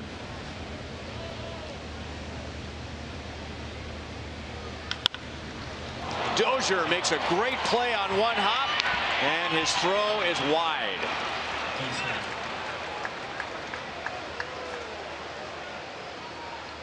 That is a hit for Beckham. He is 3 for 3. Oh, man, nice try. Look at that reaction position there. That's all that is. Now, it looked like he had a little bit more time. You see, he could have took it a little crow hop. As that ball was on him, the hitter was not even out of the box yet. He was trying to find the grip, but he didn't have any kind of momentum going on the throw, so he was basically throwing off his heels. Nothing on the throw. He's learning. It's all going to take a little bit of time, but he's got the reaction and he has the athleticism. Moose makes those plays because he's had a lot of experience there. He knows how much time he has. How hard the ball's hit will determine how much time, and knowing the speed of the runner, all those things. And specifically, more time there at this level. Yeah. With this speed. He's even with the bag. 1 hop smash. The hitter's not even out of the box yet. You got time.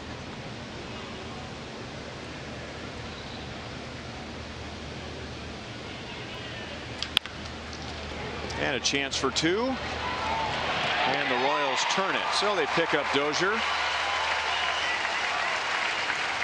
2 outs, nobody on.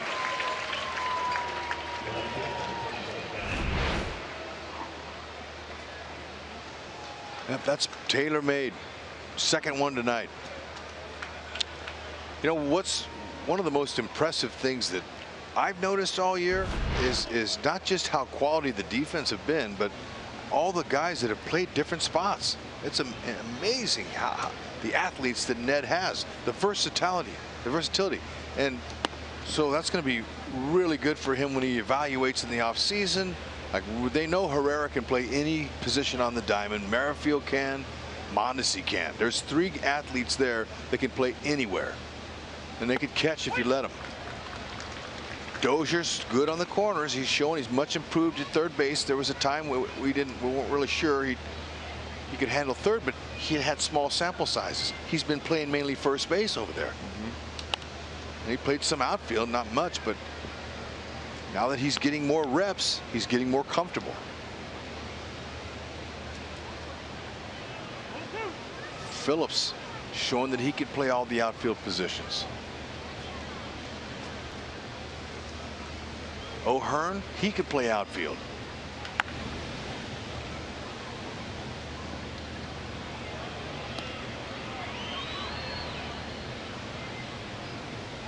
So, you know, the Royals, they see where they're going. They know Dayton has the blueprint. Athletes, running, got speed. Now you look at the other side, the Orioles. They've all been power for their whole. Buck Showalter's whole entire tenure, 9 years, have been power. Had no power. And all of Showalter's teams he's managed over the years have never had speed. They've always been power. So what are they going to do? They're going to try to rebuild with speed. They've got some pieces now. We're seeing them here on this trip. yesterday and today we're seeing a couple of guys that can run. Goodwin fades into right center field and makes the play. The Royals turn their second double play behind Philmeyer tonight, and he faces only 3 in the 6th inning.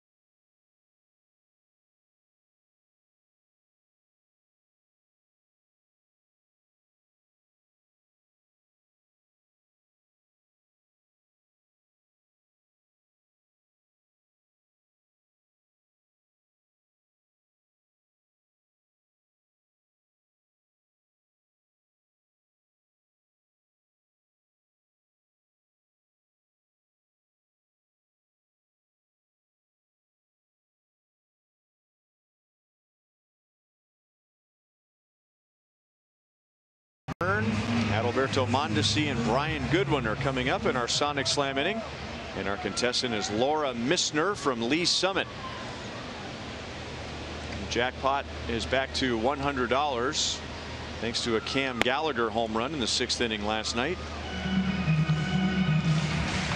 And if the Royals hit a grand slam out of the park, Laura wins 25 grand from Sonic and the Royals. Curveball bends in for a strike. O'Hearn is struck out and single to right against Bundy.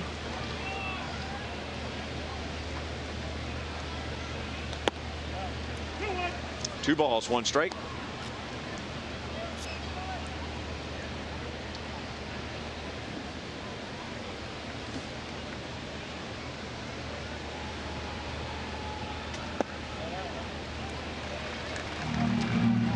Three and one.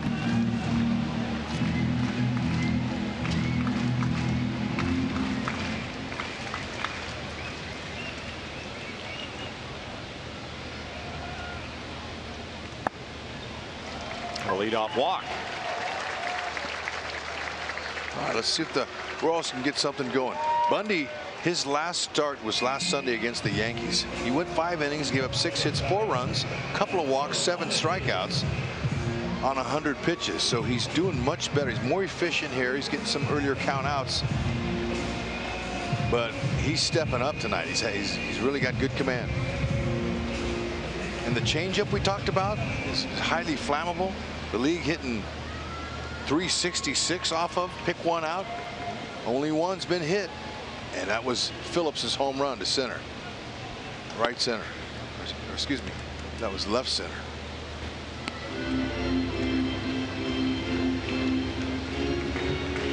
Mondesi has been out twice on a couple of good plays. He struck out in the 2nd inning, but the ball rolled away from the catcher Wins, and Wins had to run it down and make a quick throw to first base to get Mondesi.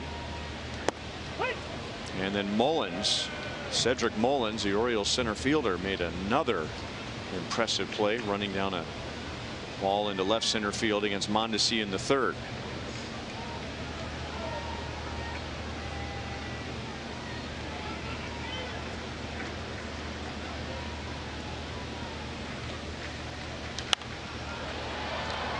One and two. Good rip.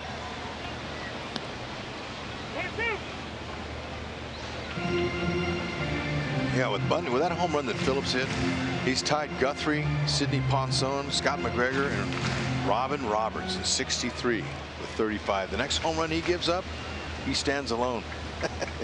That's not a good place to stand. It's not a bragging right. Talking about the Orioles single season record for home runs allowed. Yep.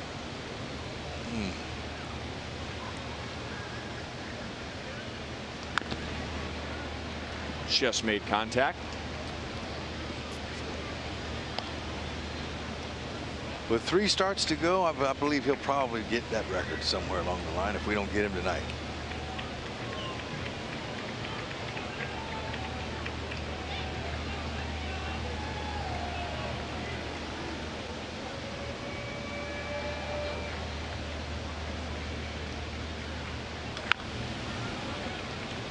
Still 1-2. They're being careful with the hard stuff at Mondesi, and they should be.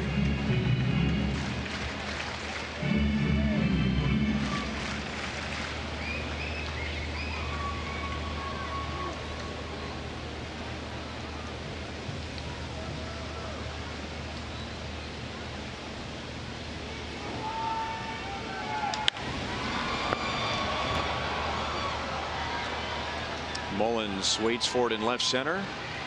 1 out. Join Fox Sports Kansas City at the Kansas City Marathon on Saturday, October 20th. Distance options include 5K, 10K, and half and full marathons. All runners receive a shirt and finishers medal along with free food and free beer after the race. Start your training and get registered at kcmarathon.org.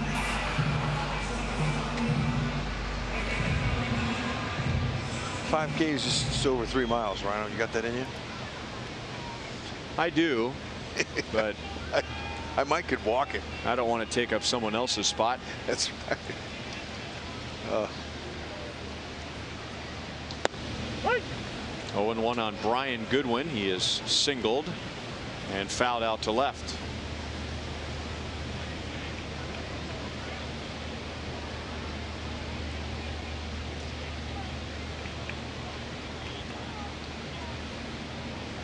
This will be Bundy's 90th pitch. Mullins is on the run. It's slicing away from him and over his head and up against the wall. Here's O'Hearn around third, and the throw back to the infield is offline. Brian Goodwin has an RBI double, and the game is tied at 2. Man, nice to see Goodwin get back out there and compete like he can. Love his opposite field hitting. A lot like Ryan O'Hearn. Goodwin, his strength is opposite field. That ball's right down the middle, but he meets it perfectly. With a little bit of tail, he knew that Mullins wasn't going to get to that one. And O'Hearn, he's no two-toed sloth. He can run. Like to see it.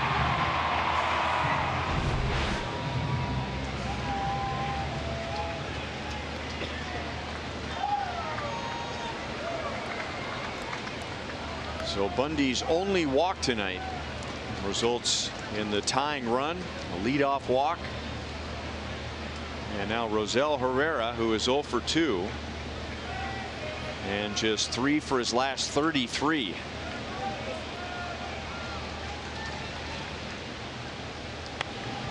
Didn't mean to do it.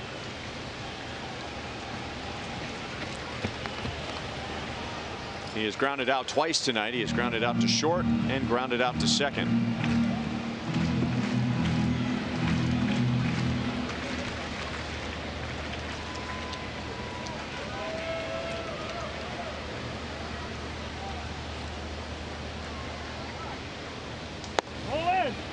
Inside, 1 ball, 1 strike.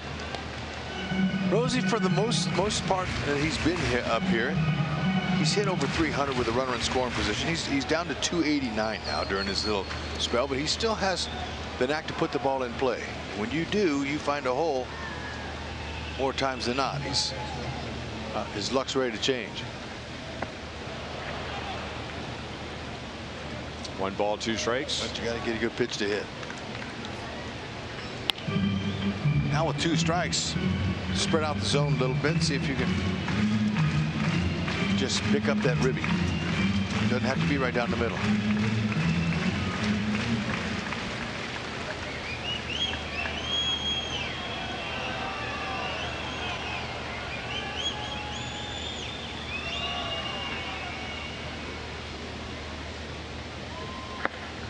Two balls, two strikes.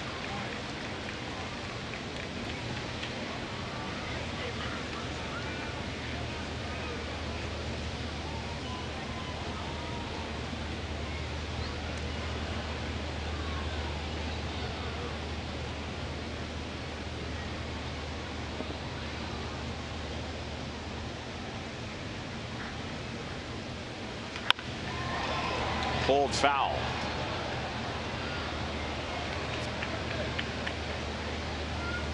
Just out ahead of it.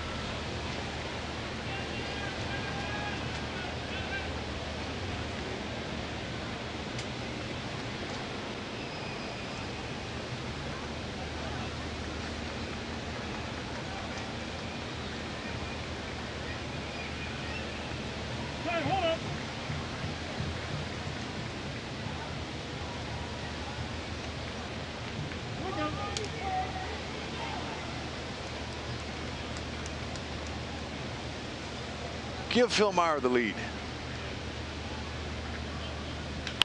Out over the plate, and there's a base hit into center field. Here's Goodwin around third.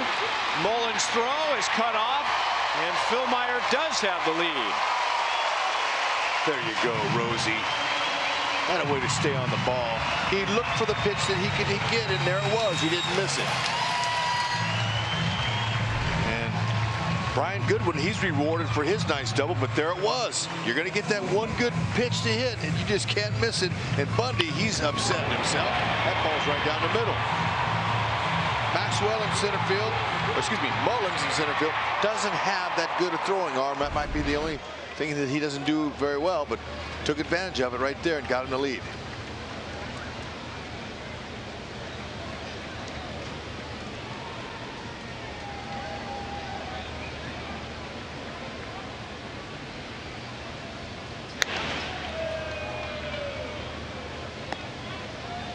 Here's Brett Phillips, who has doubled and homered.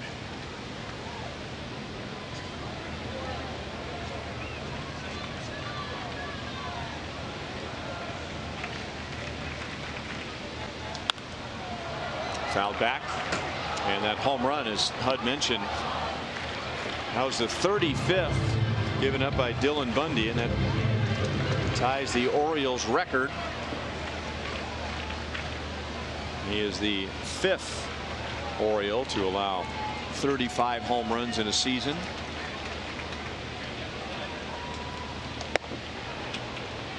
Oh, 0-2.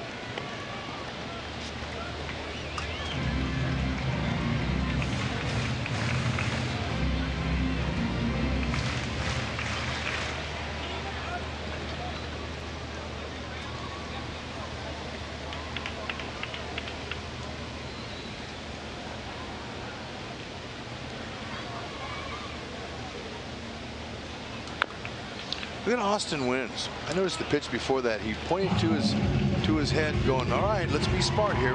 It's 0-2 count. Don't give him anything too good." And that goes back to the scouting report that they have on this young man here. This catcher, he has a good aptitude of in-game pitch selection. He can manage the game. Does a good job of calling pitches. And he wants it up here out of the zone. They're going to try to get him after the breaker ball down. A lot more zip on Bundy's fastball, even there. But that last pitch, 100th pitch, had some good zip on it. A little bit of life. Regardless of what happens, Showalter's got to be pretty happy with Bundy's performance today, this evening.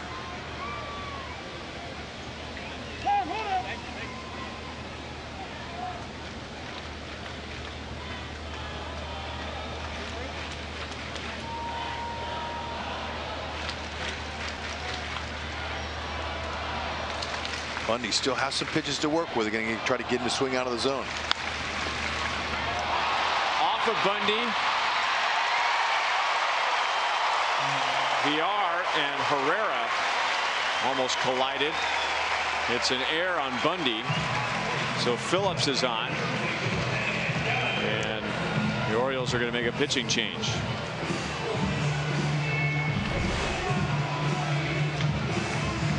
Yeah, that was a little too tapping. You know, and Bundy, he was like, oh, man, I have an out right here. And just came up on him, and that's it for him. Miguel Castro is a Chevy call to the bullpen. He'll inherit 2 on and 1 out.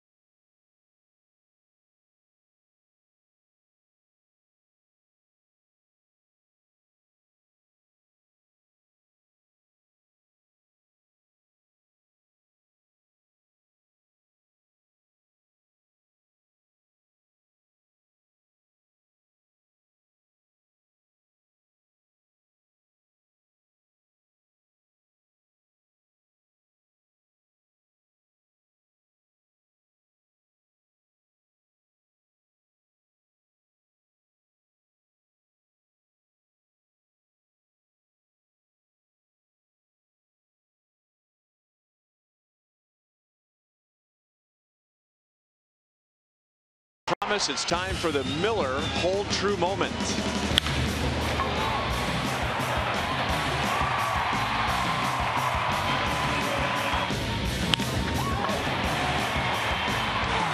I'll tell you what, Goodwin, he is some kind of player. He's been injured and been out, but his last 2 days, now he was the only Royal to not get a hit last night's game. But he came on strong today, and he says, you know what, don't count me out for that spot. He wants an opportunity to be an everyday player,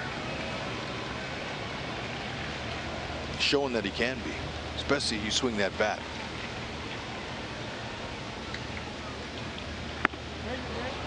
That's a swing, and it's 0-2 on Gallagher, who comes on with 2 on and 1 out to face Miguel Castro, who can present a tough arm angle for a right-hand batter.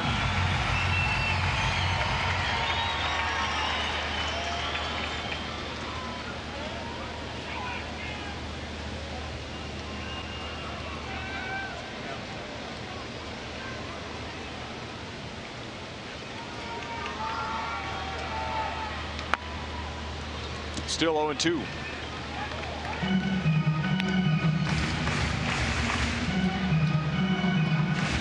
All of this started with a leadoff walk. And as it turns out, the only walk given up by Dylan Bundy in his 5 1/3 innings. A leadoff walk to Ryan O'Hearn.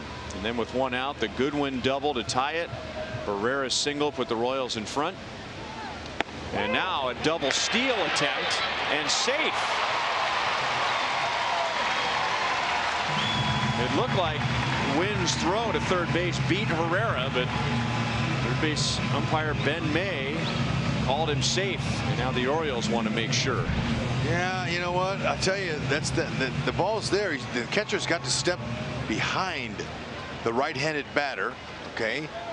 And then that tag has got to improve. I mean, he's got to drop that glove right in front of the base. You see how he was reaching out to try to tag Herrera. Nuno's going to have to work on the side on that. We saw last night he hurt himself on a steal down there at third base. And now the infield is in. 2nd and 3rd, 1 out. And Gallagher lays off the slider this time. 2-2. So catcher Austin Wynn's throw was there. And Nunez couldn't apply the tag. Royals will take the 2 bases here. Less than 2 outs. Get some insurance for Philmeyer. And the Royals pin.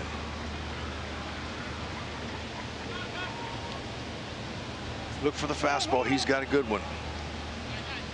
Castro, he's 6'7", 205. Very lean, slender, but he whips that ball in there mid-90s. He might even go a little higher than that. Slider, changeup. See the middle of the field there. Look, stay middle.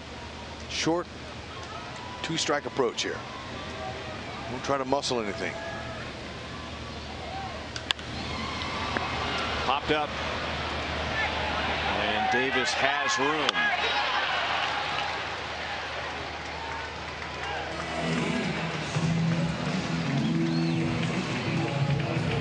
So 2 down, and now Whit Merrifield with runners at second and third.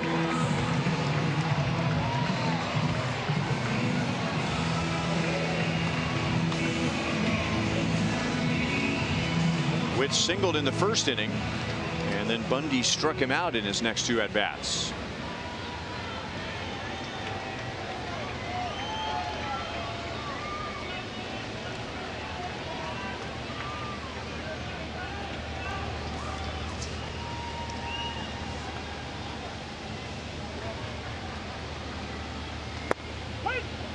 .99 miles an hour. Whit has faced Castro twice, and he's 0 for 1 with a walk. Some whip-like action in there.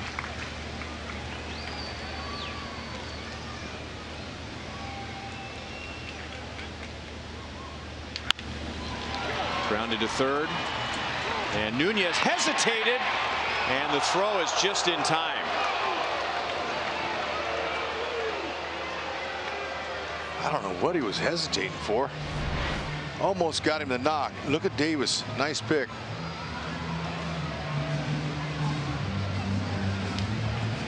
So it could have been worse for the Orioles, but the Royals get 2 to take the lead with Goodwin and Herrera driving in the runs.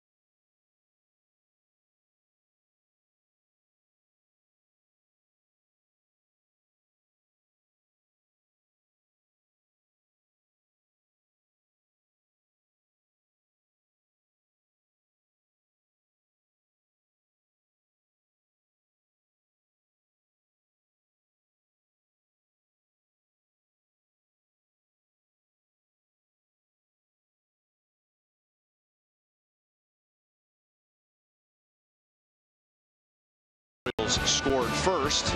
They got a run in the second on a sac fly, and then Tim Beckham homered in the fourth. 2-0 Orioles, but now the Royals have scored the last 3. Brett Phillips homered with 2 down in the 4th inning. And then Brian Goodwin doubled to center field, scoring Ryan O'Hearn, who had reached for the walk.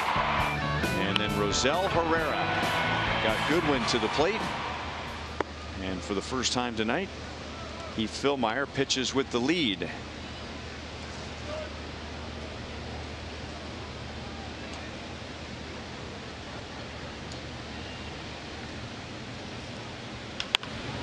Back to the middle. Herrera was there. Oh, man. So Mike Jerschley had everyone in the right spot. 1 down in the top of the 7th. Rosie, it's okay. You don't have to be perfect. Man, you got the out. Nice play.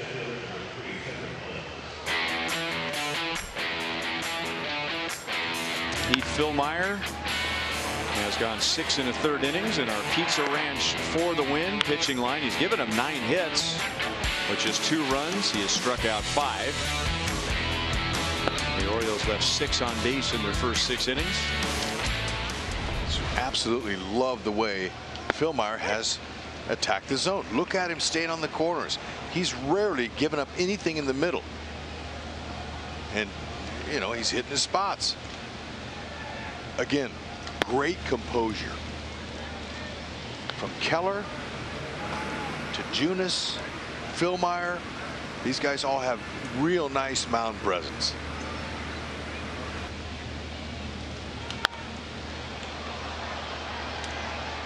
And this rotation's done a nice job.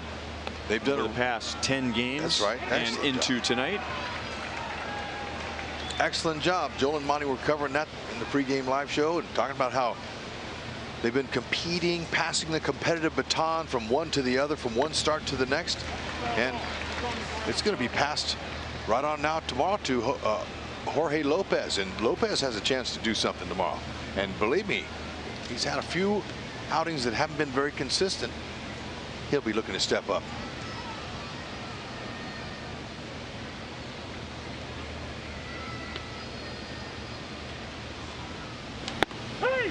Strike 3 called. Looked like a high changeup. 6 strikeouts for Philmeyer. He wanted it down, but it just stayed up. He'll take it. Changeup.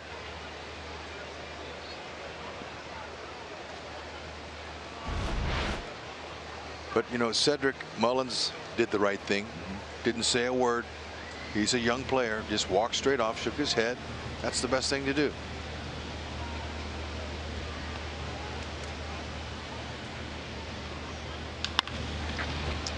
Grounded out to Herrera. And Heath Philmeyer goes 7. He throws exactly 100 pitches and holds the Orioles to 2.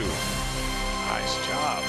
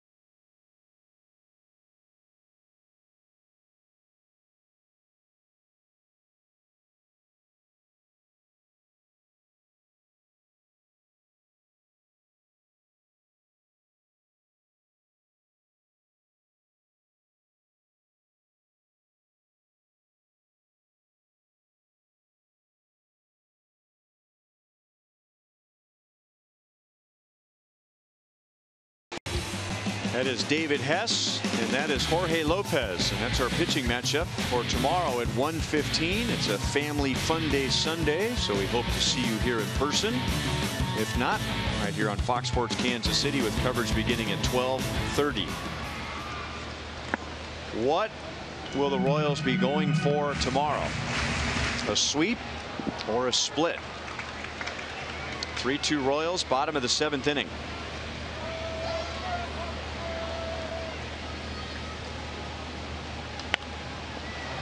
One ball, one strike. Well, a sweep or a winning series, I should say. And you would hope that they'll go for the sweep because the bullpen's rested. Hopefully they'll come in and throw some zeros up, and maybe their offense can get them a little bit more insurance.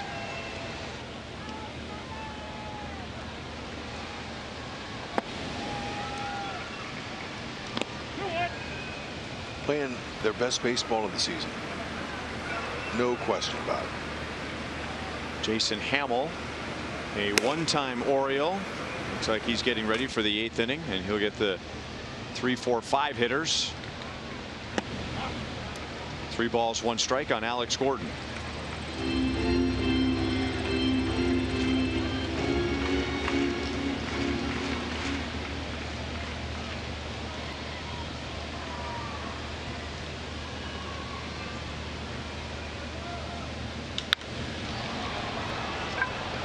Right center field, and Jones makes the play.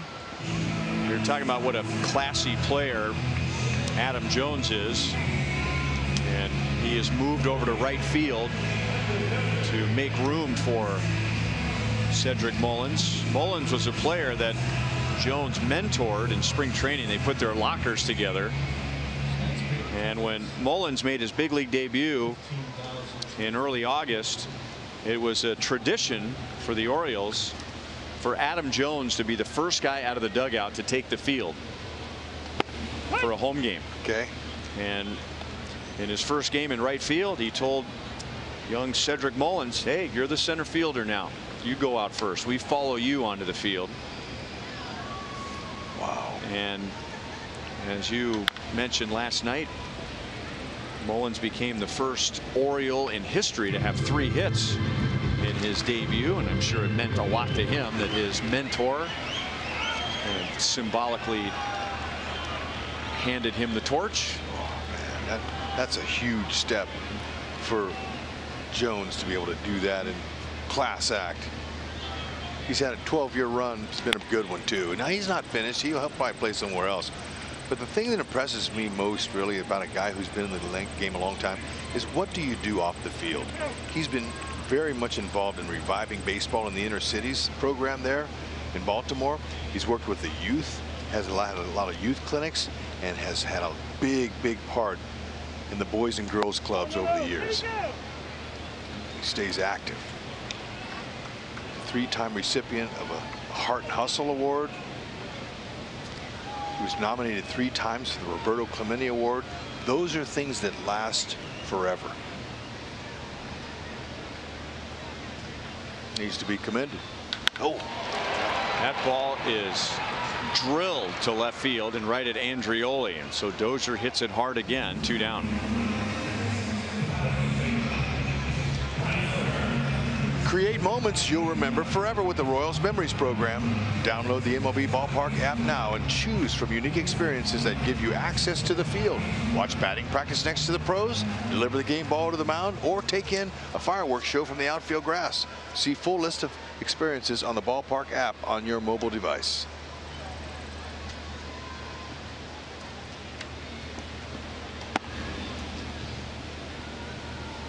Ball 1 on Ryan O'Hearn.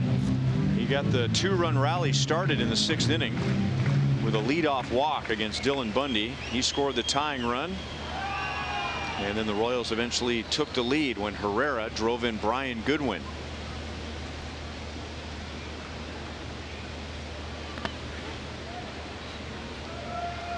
Two and 0. Castro may have lost his footing with his stride there. Yeah, you know, Castro, he's just 23 years old. This guy has a nice future ahead of him.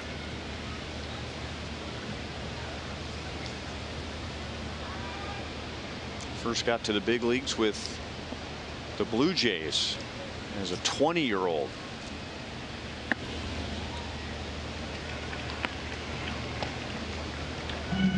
You know, he once was a starting pitcher, but things didn't work out. You know, they like the starting pitchers to be a little bit, maybe a little stronger. Maybe you could be a little bit more durable, but he's got a live arm. He fits a nice role in anybody's pen. Grounded sharply to first. That ball came up on Davis, but he handles it and circles around to get O'Hearn to end the bottom of the 7th inning. 3-2 Royals to the 8th.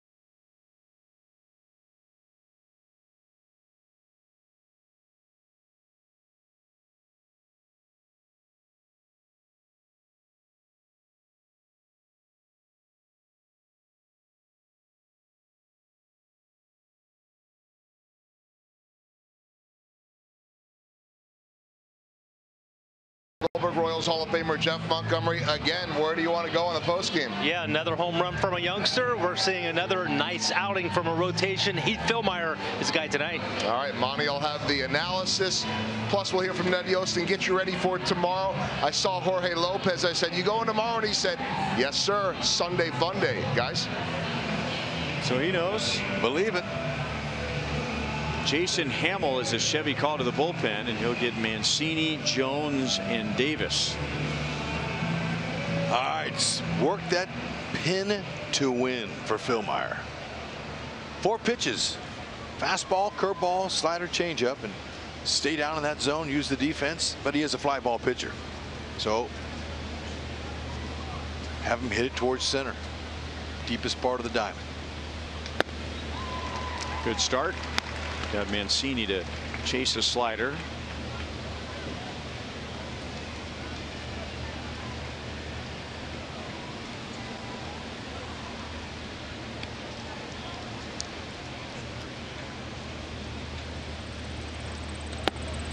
Same pitch, same result.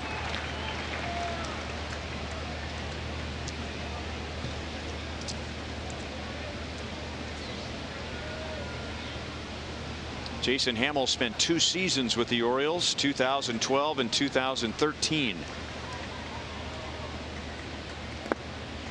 Mancini wouldn't chase that one.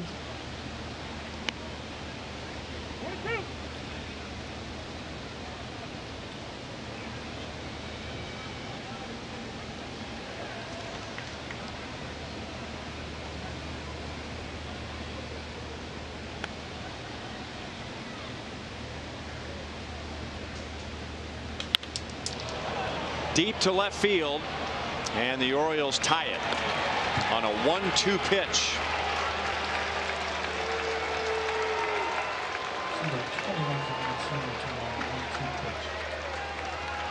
Well, when you're ahead in the count like that, you certainly don't want to leave one there.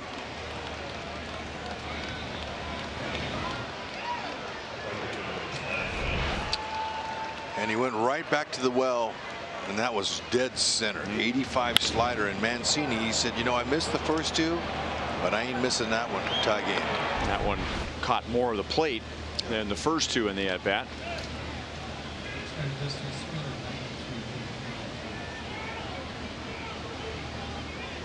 And now you still have Jones, Davis, and Beckham coming up.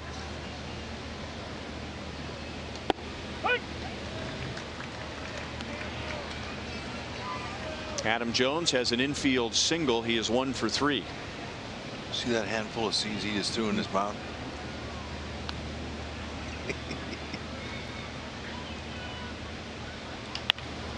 Oh, that is past O'Hearn and up the right field line. Jones falls, rounding first. He took a big divot out of the grass. And now Wayne Kirby, his first base coach, is going to try and repair the divot. It is massive. So that's where he lost his footing before he got to first base. Yeah, he's been ready to take that turn, man. He's going to torque down right here. Ooh, yeah, no, that. I'm glad he's okay. Because he was definitely heading to second base on a little jam shot like that.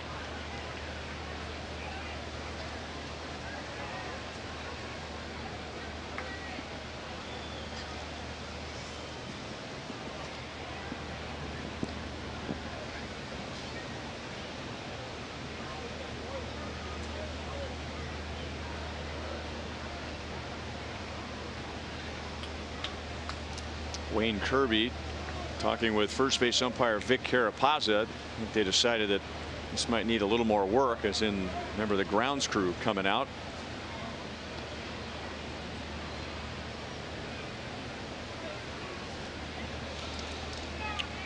MLB At Bat is your #1 Royals app. Customize your experience to catch every moment this season. Get Royals home screen icons and features such as the MLB.TV Game of the Day, pitch tracking, in-game highlights, live radio broadcast, stats, news, and more. Download MLB At Bat today. Look at that. Notice that technique right there? Those big nails look like what those are. Replant it. What are we going to do here now? Huh. Is that a little seed or something in there? A little sand? Okay.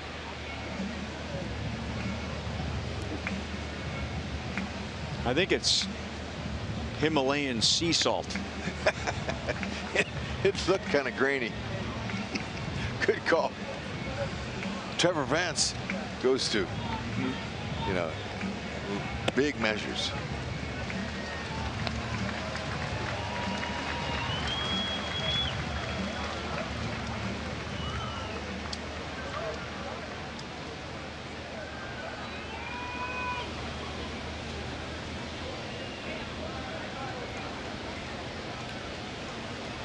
And now Chris Davis 1 for 3 with a second inning single and a run scored, and he has struck out twice.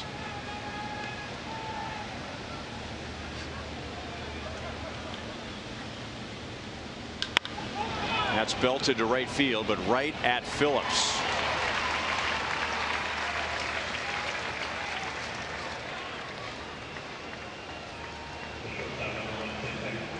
Well, Ned Yost had said in our pregame interview tonight that this is about as rested as his bullpen has been in a long time. Remember, the Royals had Monday off. Ned only needed 3 innings from his bullpen in that 2-game series with the Tigers, and then Thursday was an off day. And last night Brad Keller went 8, so Kevin McCarthy pitched the 9th.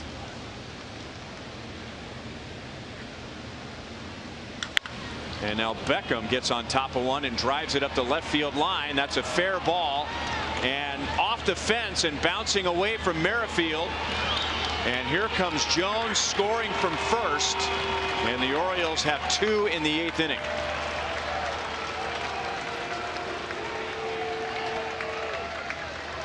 Now, haven't seen one get caught up in the top of the wall here down that left field line in a long time. Watch this bounce. Now, Merrifield had a good jump on it, but it hits the pole there and it kicked back, and that's all it took for Adam Jones to be able to get the turn and score.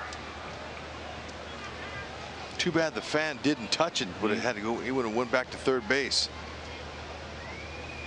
with fan interference.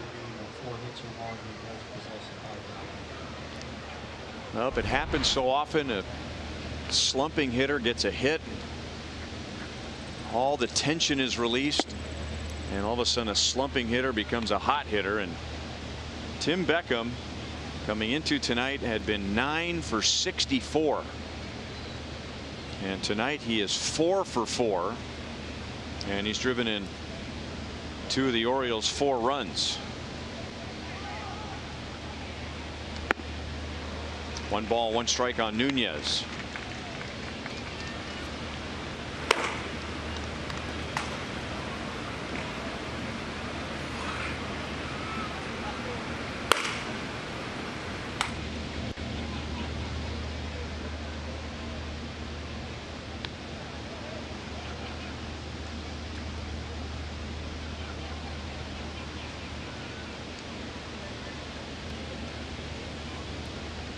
Nunez is 1 for 3.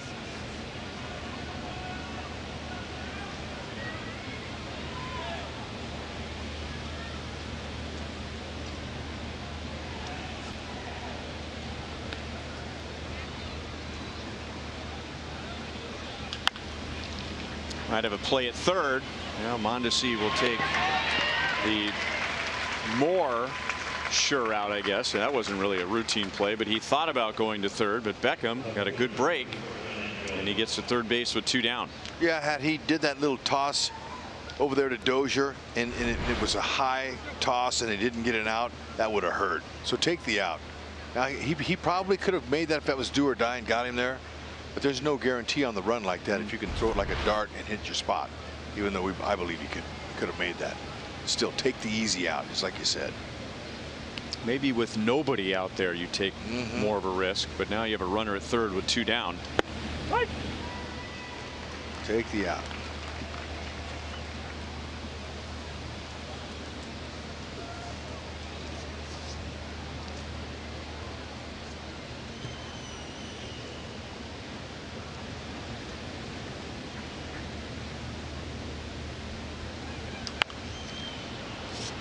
Oh, and 2 on Andrioli.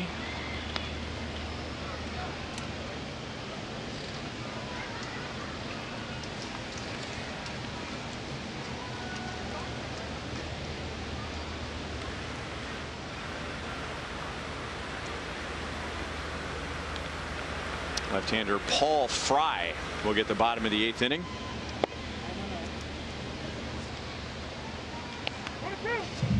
And the Royals will have Mondesi, Goodwin, and Herrera.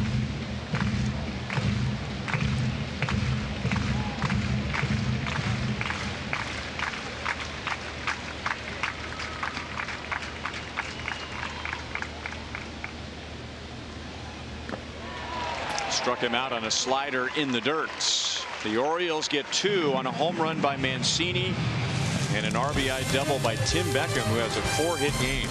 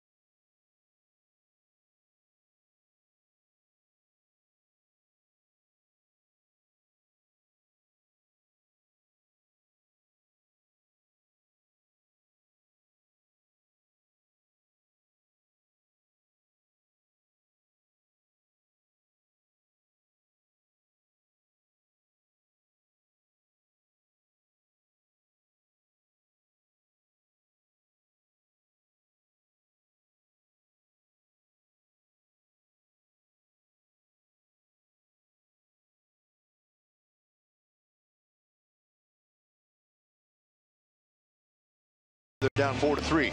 Join fellow Royals fans in expressing your creative side at our last Paint at the Park event of the season on Thursday, September 13th. Enjoy 1 free drink while following an art demonstration from Pino's Palette in our Hall of Fame pavilion. Create one-of-a-kind pieces to show your Royals pride before watching the Royals take on the Twins. Visit royals.com/paint for more details.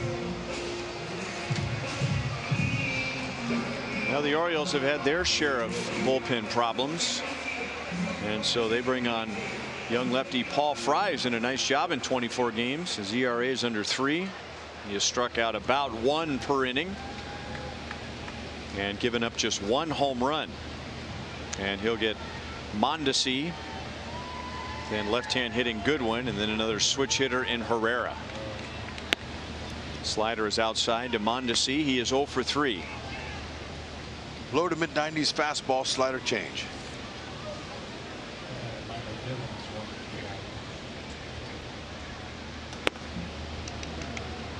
This is the second time that Mondesi has led off an inning tonight, and Joel was reporting earlier about how Mondesi can hit just about anywhere. He's done a good job leading off innings. His on-base percentage is just a tick under 400, and he's hitting .360. That slider's outside. 2 balls, 1 strike. So he has that ability in a relatively small sample size. He also has the longest average home run distance. 2 balls, 2 strikes. That's a good pass there. He has hit 6 home runs this year with an average of 412 feet. Plenty of pop. Still 2-2. Baltimore had a 2-0 lead going into the bottom of the 4th. The Royals scored 1, and then the Royals took the lead with 2 in the 6th. And Baltimore just scored 2 in the 8th. Grounded to third. Nunez backhands, throws just in time.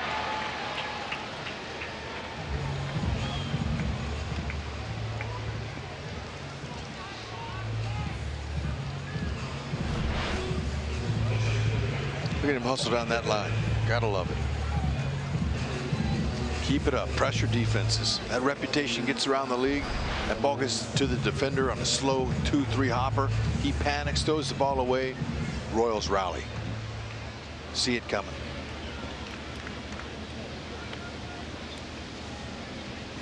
Don't take any talent to hustle. Although he's got a boatload of it.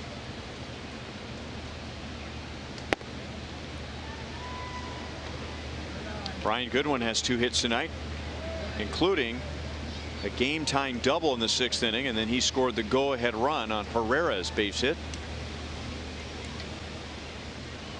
Now the Royals are down by 1 in the bottom of the 8th.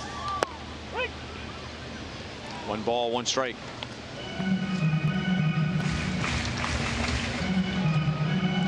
That's interesting. Goodwin hasn't shown that since he's been with the Royals. No, they played him like that last night, and I just kind of shook my head. You know, they take a chance, and that's all that shift is about. It works sometimes, sometimes it don't.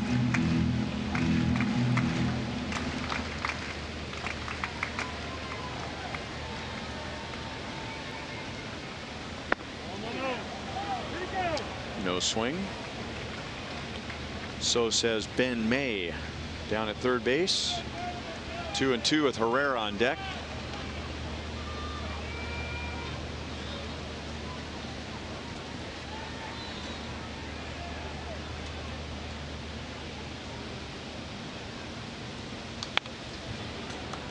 Still 2-2.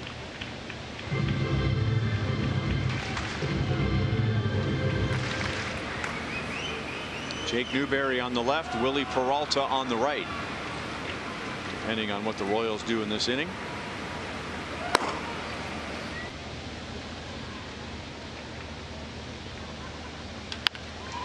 That's into right center field and in front of Mullins. And Brian Goodwin has a 3-hit game.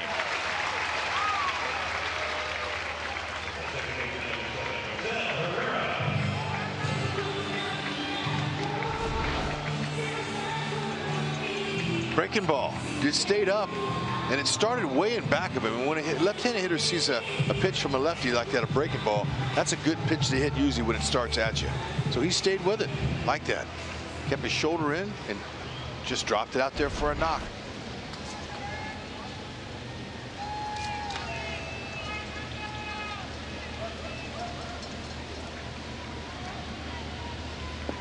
In the dirt, Goodwin took a step or two, but Wins blocked it.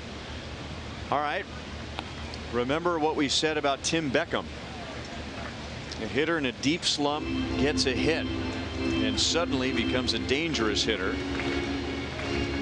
Rosell Herrera was in a deep slump. He was 3 for 33. And then he drove in what was the go-ahead run in the 6th inning with a single to center field. The Orioles have regained the lead since. So how does Herrera feel at the plate now? Has 1 homer. That's from the left side. He needs 1 from the right side. Ooh. Tough one to lift there. He's got power from the right side. He's got some pop. And that's not the one he wanted.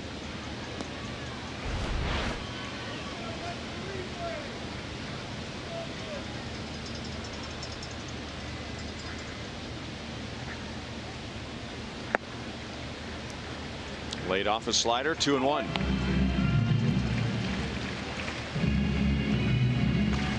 Checks in with Mike Jershely.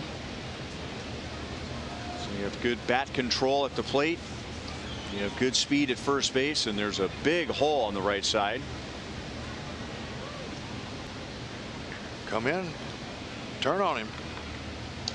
Oh, he missed. 3-1.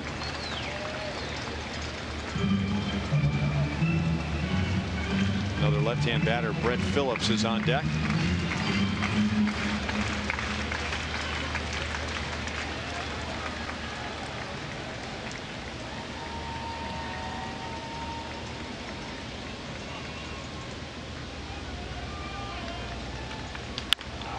Grounds it out to Beckham, or VR rather, and then Beckham over to first for a double play.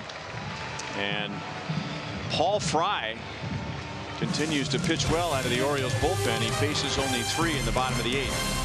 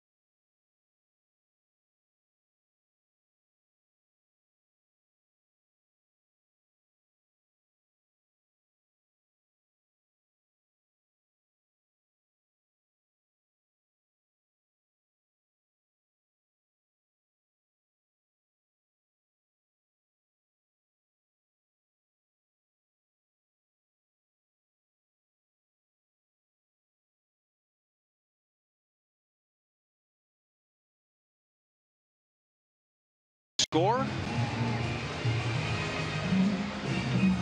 It's good to see fans who keep score at the games. Jake Newberry is on for the top of the 9th inning. Refreshing saves from Price Chopper and Aquafina. Sign up at mypricechopper.com/saves to save on Aquafina when the Royals get a save. And Newberry's job here is to keep the score at 4-3. The Royals will have Phillips, Gallagher, and Merrifield in the bottom of the 9th inning. Baltimore scored 2 in the 8th against Jason Hamill to take the lead. Fastball strike to Austin Wins. He is 1 for 3. Low 90s fastball, slider change. Go after him. Make him put it in play.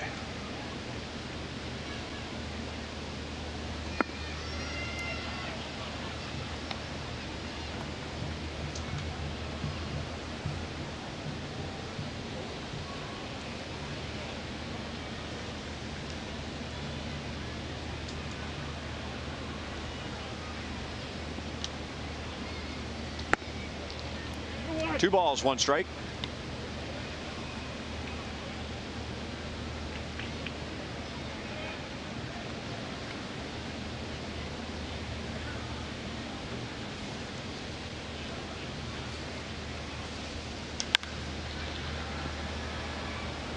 And now 2-2 on Austin Wins, the Orioles' 10th round pick in 2013 out of Fresno State. Yeah, buddy. And did you know that he was roommates with Aaron Judge? I did not know that. He has a base hit into center field. That's his 2nd hit. Yep. You know, I talked to his head coach and my friend Mike Batesel, and I said, "What? Tell me about Wynn. Give me a little bit of give me some comments on your guy." So he texted me back, old school, bulletproof, great character. Those are the things his coach that coached him for 4 years at Fresno State said about this young man. And then reading up on his scouting report, what a good catch and throw catcher he is. This young man has a chance up here. Bulletproof. Yeah. I don't think I've heard that before. I haven't either. So if baseball doesn't work out, he could be a window somewhere. Well, now it's coming from a baseball guy, so be a good term for a catcher. yeah. Calling the guy bulletproof. He's tough. That's what that tells me. He did offer at that bunt, so it's 1-1 on Cedric Mullins. Mike Batesel is the head coach at Fresno State. A good one. National champion in '08, the Bulldogs. And that's Hud's hometown. That's right. Oh, that's where I grew up. My hometown now is Overland Park. We love it. Good spot. Look at that, some 94 there. Slow. That's getting close to mid-90s. Newberry doing a good job with his opportunity, taking it and going with it.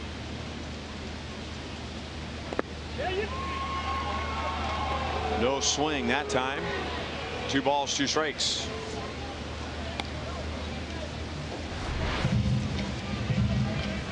Umpire's interpretation if he swung or not. That's the bottom line. And I think he did a good job of checking his swing there. The ones that have been called tonight, they've all had their hands move ahead of the bat.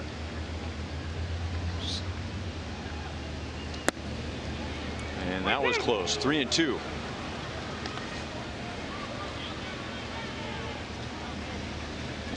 Have a comparable yet that you come up with for Cedric Mullins? 5'8". I see powerful. a little Kenny Lofton in him. Okay. Kenny was a basketball player. He was a little taller. No chance to get to it. Lofton was probably what, 6'2", maybe 6'1"? No, he wasn't that big. I don't even think he was 6 foot. Well, he played basketball at Arizona. And the reason I brought up Lofton was the combination of his power, and that was an impressive home run that he hit leading up the game last night. And then in the same game, drawing in Hunter Dozier at third with the threat to bunt, and then chopping one over his head. And Kenny Lofton was always competing with 2 players on the field, the pitcher and the third baseman. Now, I know I got a chance to play against him. He was tough to defend. 130 career home runs, Lofton. Have any idea how many steals he had? I mentioned Jose Reyes with over 500. Yeah, he was over 500 at least. 600, right? over 622. Okay. 6-time All-Star. Royals are checking to see if they had Mullins picked off at first base. Mullins would be thrilled to have his career. Heck, anybody would. Uh-oh, they're going to check it out. Let's see. O'Hearn, left-handed first baseman, got him. Did he? Well, remember Duplessis. This through a replay. If he replays it, usually he's right. And this is one that's worth the risk. If the Royals lose their so-called challenge, we're in the later innings, so you can always request one.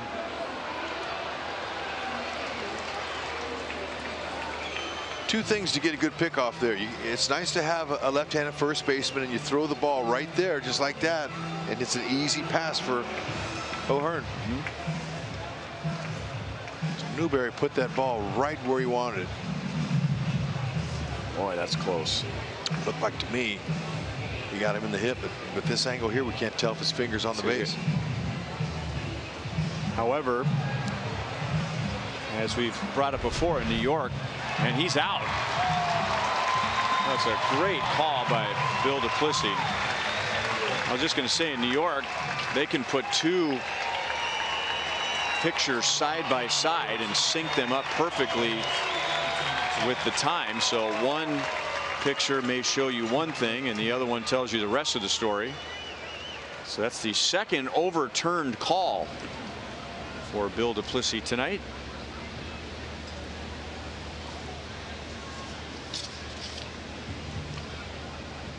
Adding to his major league best in that area. No balls and 1 strike on VR.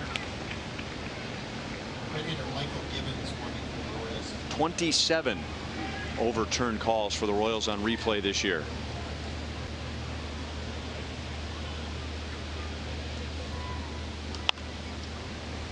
0-2 on VR.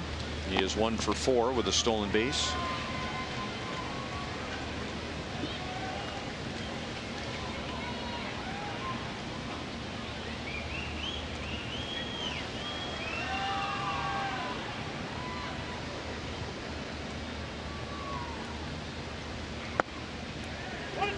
One and two.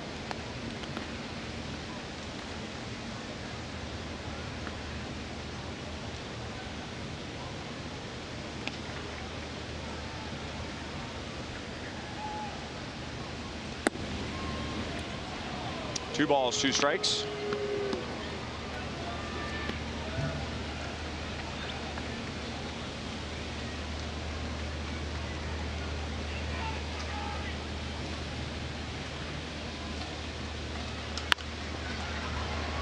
Out to Goodwin in center, and that's the inning. So with the pickoff, Newberry faces only 3. The Royals are down by 1 to the bottom of the 9th with Phillips, Gallagher, and Merrifield coming up.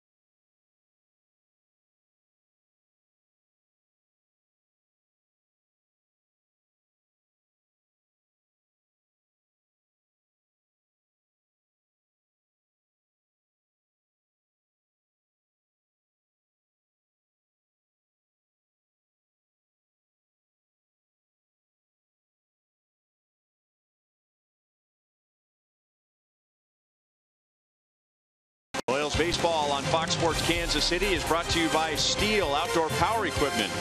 Pick your power, fuel, or battery with Steel. Search STIHL. And by Ford, going further so you can.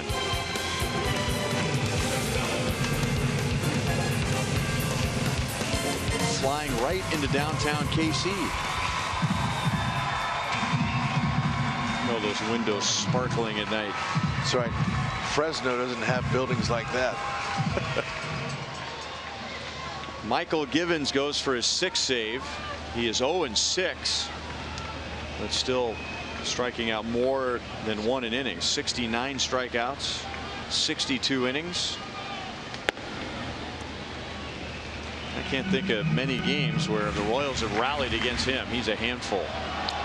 Sure is. He's got excellent stuff. 93 to 98 with some movement, and you want to deal with an arm angle, you got that too. No thanks. Tough slider change.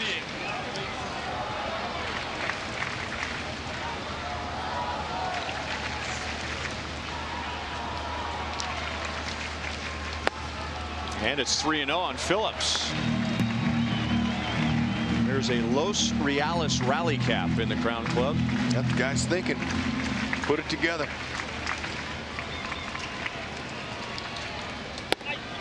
Lead-off walk. Late innings, close ball game. Tonight's copyrighted telecast is presented by authority of the Kansas City Royals. They may not be reproduced or retransmitted in any form. And the accounts and descriptions of this game may not be disseminated without the express written consent of the Kansas City Royals Baseball Club.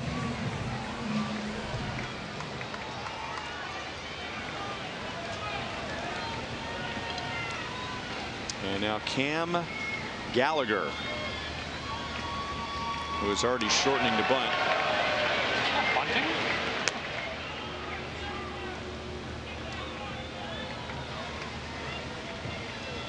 Maybe Dad's hoping for some power, a little long ball here. Well, was he just trying to deke? Nope. He's going to put a bunt down and watch out. Fouled it off. Watch your fingers. Ned has Escobar. Yeah, he's got Perez and Bonifacio on the bench, as well as Valoria, but I don't think he would use maybe Valoria here. And Gallagher's lucky he didn't break a finger. Exactly. And if he does get a bunt down, it'd be the first in his career in the majors. Maybe Ned wants to see what he can do with it. He slid his right hand on to the top of the bat like he was going to bunt. That's why they throw over sometimes, if they want to see if the hitter will give it away.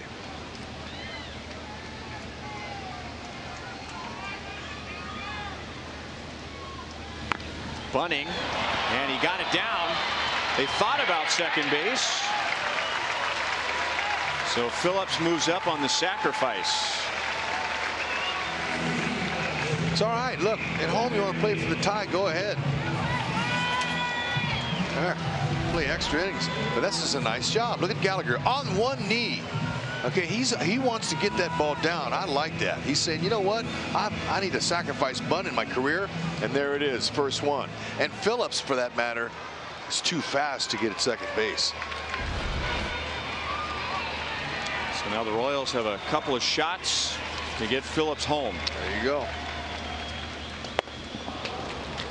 And I mentioned that I can't think of many rallies against Michael Gibbons for the Royals. And in his career, in 10 games against the Royals before tonight, the Royals have hit 156 against him. Yeah, it's just that angle, especially for righties. Tough.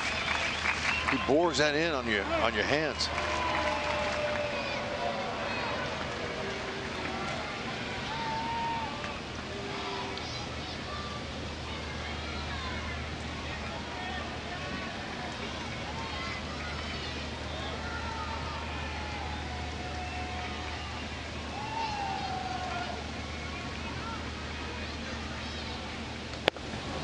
.95. No balls, 2 strikes.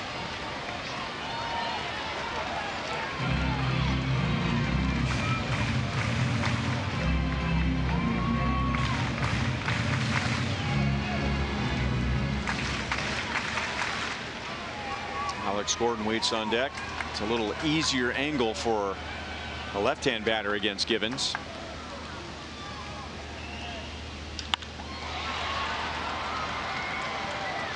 Witt can hit anybody.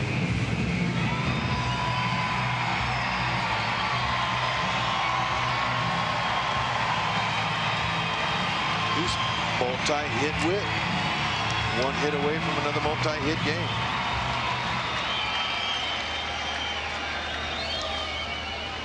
He is 0 for 4 against Gibbons.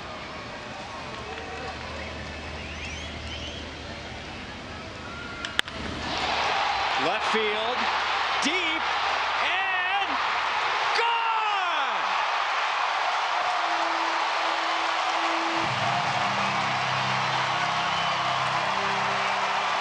He was 0 for 4 against Gibbons. Multi-hit Witt.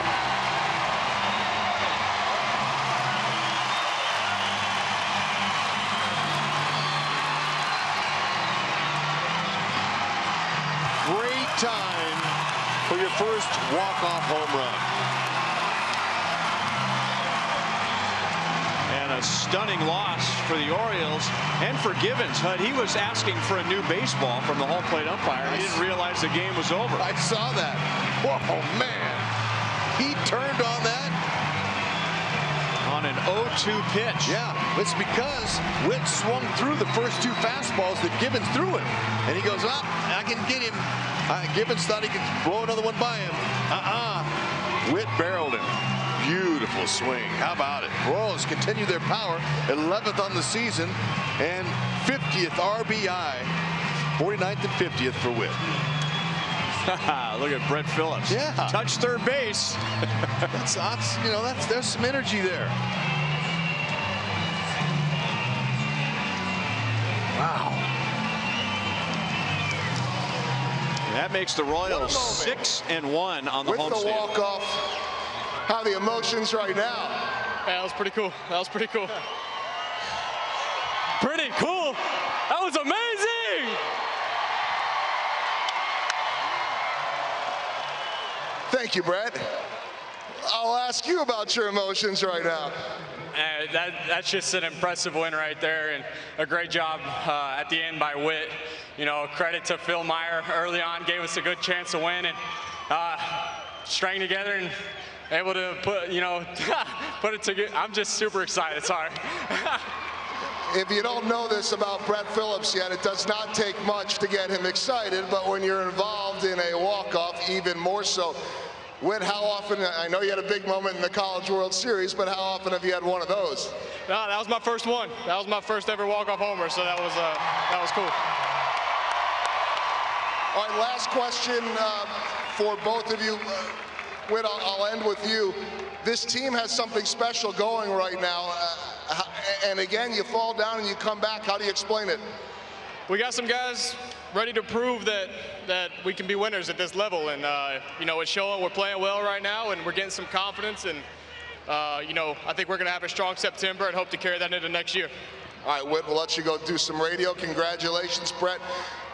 Quick final thought from you. What right now, I know you are a high energy guy, but really it seems like everyone is. What are things like with this team right now? Yeah, it's just a young team, so we're out here making the most of our opportunity each and every night, giving our team a chance to win. That's all we can do. Play hard and come out here, have fun in front of these awesome fans. So thank you guys. Last thing for you, you get on base with that walk, and suddenly you see yourself coming around. Just take me through your emotions there. Just right off the bat, I knew he got it. And, like you said, it was just a high emotion type situation, and I was excited and, glad we pulled through. Saw you flexing after the home run, having a good time. We'll see you back out here tomorrow. Thank you, guys. There it is, Brett Phillips. Guys, back to you. What a night. What a homestand. I'll say, heck, too bad it's got to end tomorrow, but the way it ended tonight is a beautiful thing. Series win. We have a lot